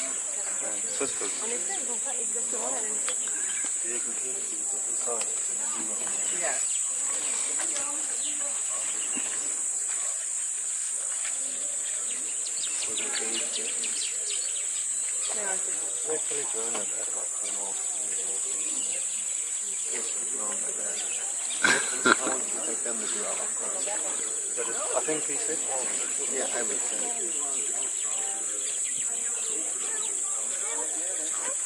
Well, if we're all that big and keep grass on that. You guys want to go look at Right. Just to see what. I've seen meat. Yeah. To see what they're eating. Red. I think they leave the skin on. Oh, yeah. And fur? Ja, je leave that on for the right Hier is baie interessante stem. They told us. I don't know if you were there. In the wild, there's also the liver and the heart and the lungs. Soft tissue. Is that it or it's nutritious? That as well. Easy to get to, easy to eat. I don't have very sharp teeth, so it's very difficult to break. But they can, if it's broken, then you can, whatever is easiest for, it's very easy to eat their stomach. Plus there are other animals looking to steal. That's how they sit. Stupid rule, can't pet the cats anymore. I don't know who's anticipating this more, us or them. Look at the stupid humans lining up again to watch it.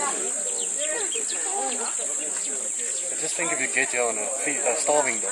Yeah. You've booked this and then, today's a starving day. Yeah. Oh, okay. I thought Sunday may be the starving day. Oh yeah, today is Sunday, isn't it? Okay. I'll have to go through here.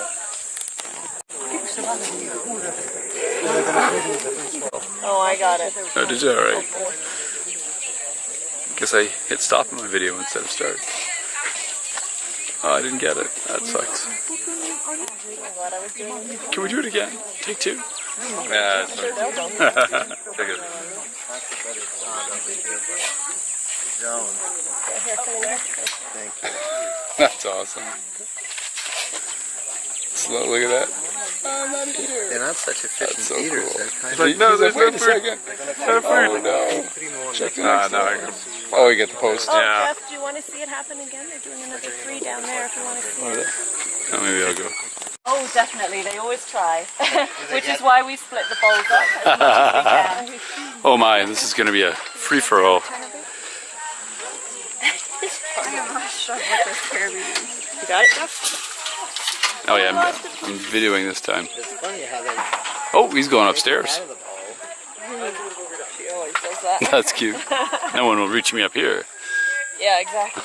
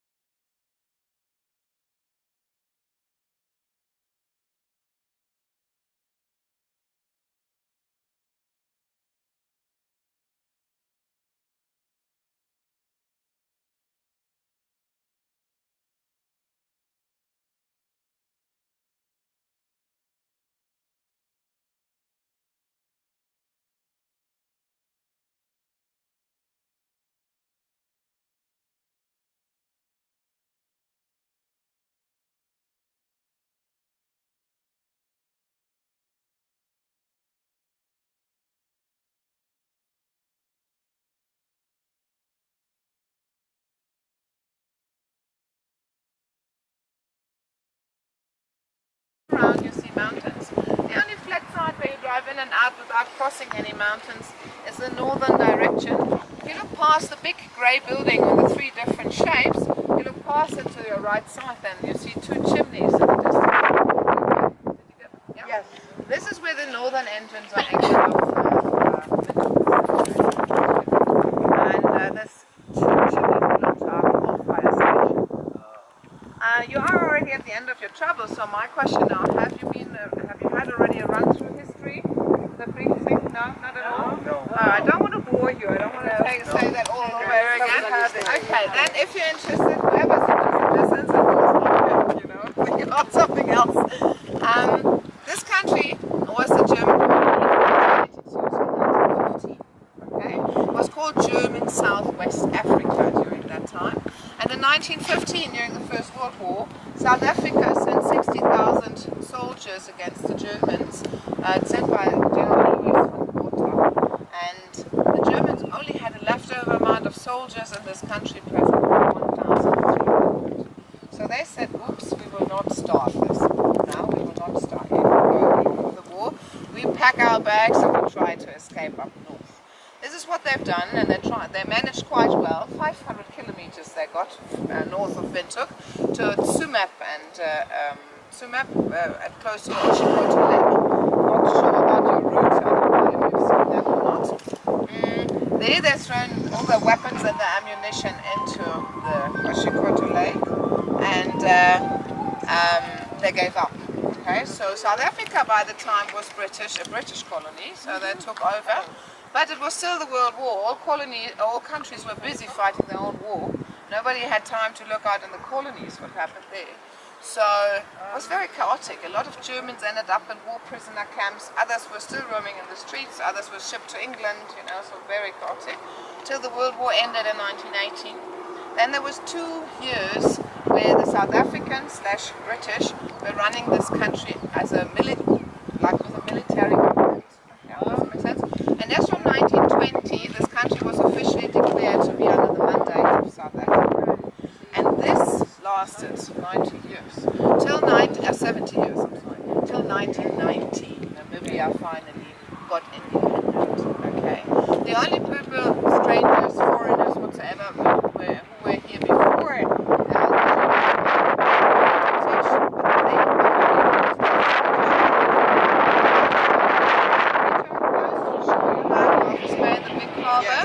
that was British territory. They were like all these people who came in here before them under the impression that nobody can survive in this country because whoever came from the seaside only found the Namib Desert. And nobody was aware of it, that the Namib Desert was a desert belt all along the coast.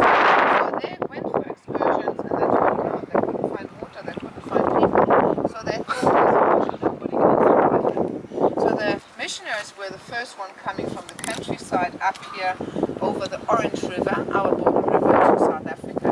They came over and showed us there, waiting for the arrival, and then the British built their own 12%. The Germans had this one guy, Mr. Ludowitz, come and he managed to build numbers, and that's why it became a colony in the first place, because the first sailor found finally the country behind the desert. During the 70 years of South Africa running this country, they built this coal-fired station. And Namibia is still about 70% of the total demand of our electricity from foreign countries. Meaning, South Africa is sending us electricity, even Mozambique does, very far away, and Zimbabwe sends us. They're supposed to send us 70%, and Namibia tries to produce 30%, but sometimes it doesn't work out that way, and then they will put back on the coal-fired station, which is actually officially switched on since 2 years, but whenever we need a backup, then they will put it back on. Maybe on your day of arrival, you saw it smoking. I don't know if you have noticed. Okay, that's how we make electricity. One solar power station is in place in our wall, one hydro power station. We have no water, but we have a hydropower station. So that is situated in the river at the Angola border, far north. That produces electricity. And our first wind park has only 3 windmills. It's in Ludowitz in the south, and then the more southern harbour of Namibia. That will be now all getting bigger. The government decided they have a so-called Vision 2030. It's a plan with all the things they want to have in place for them.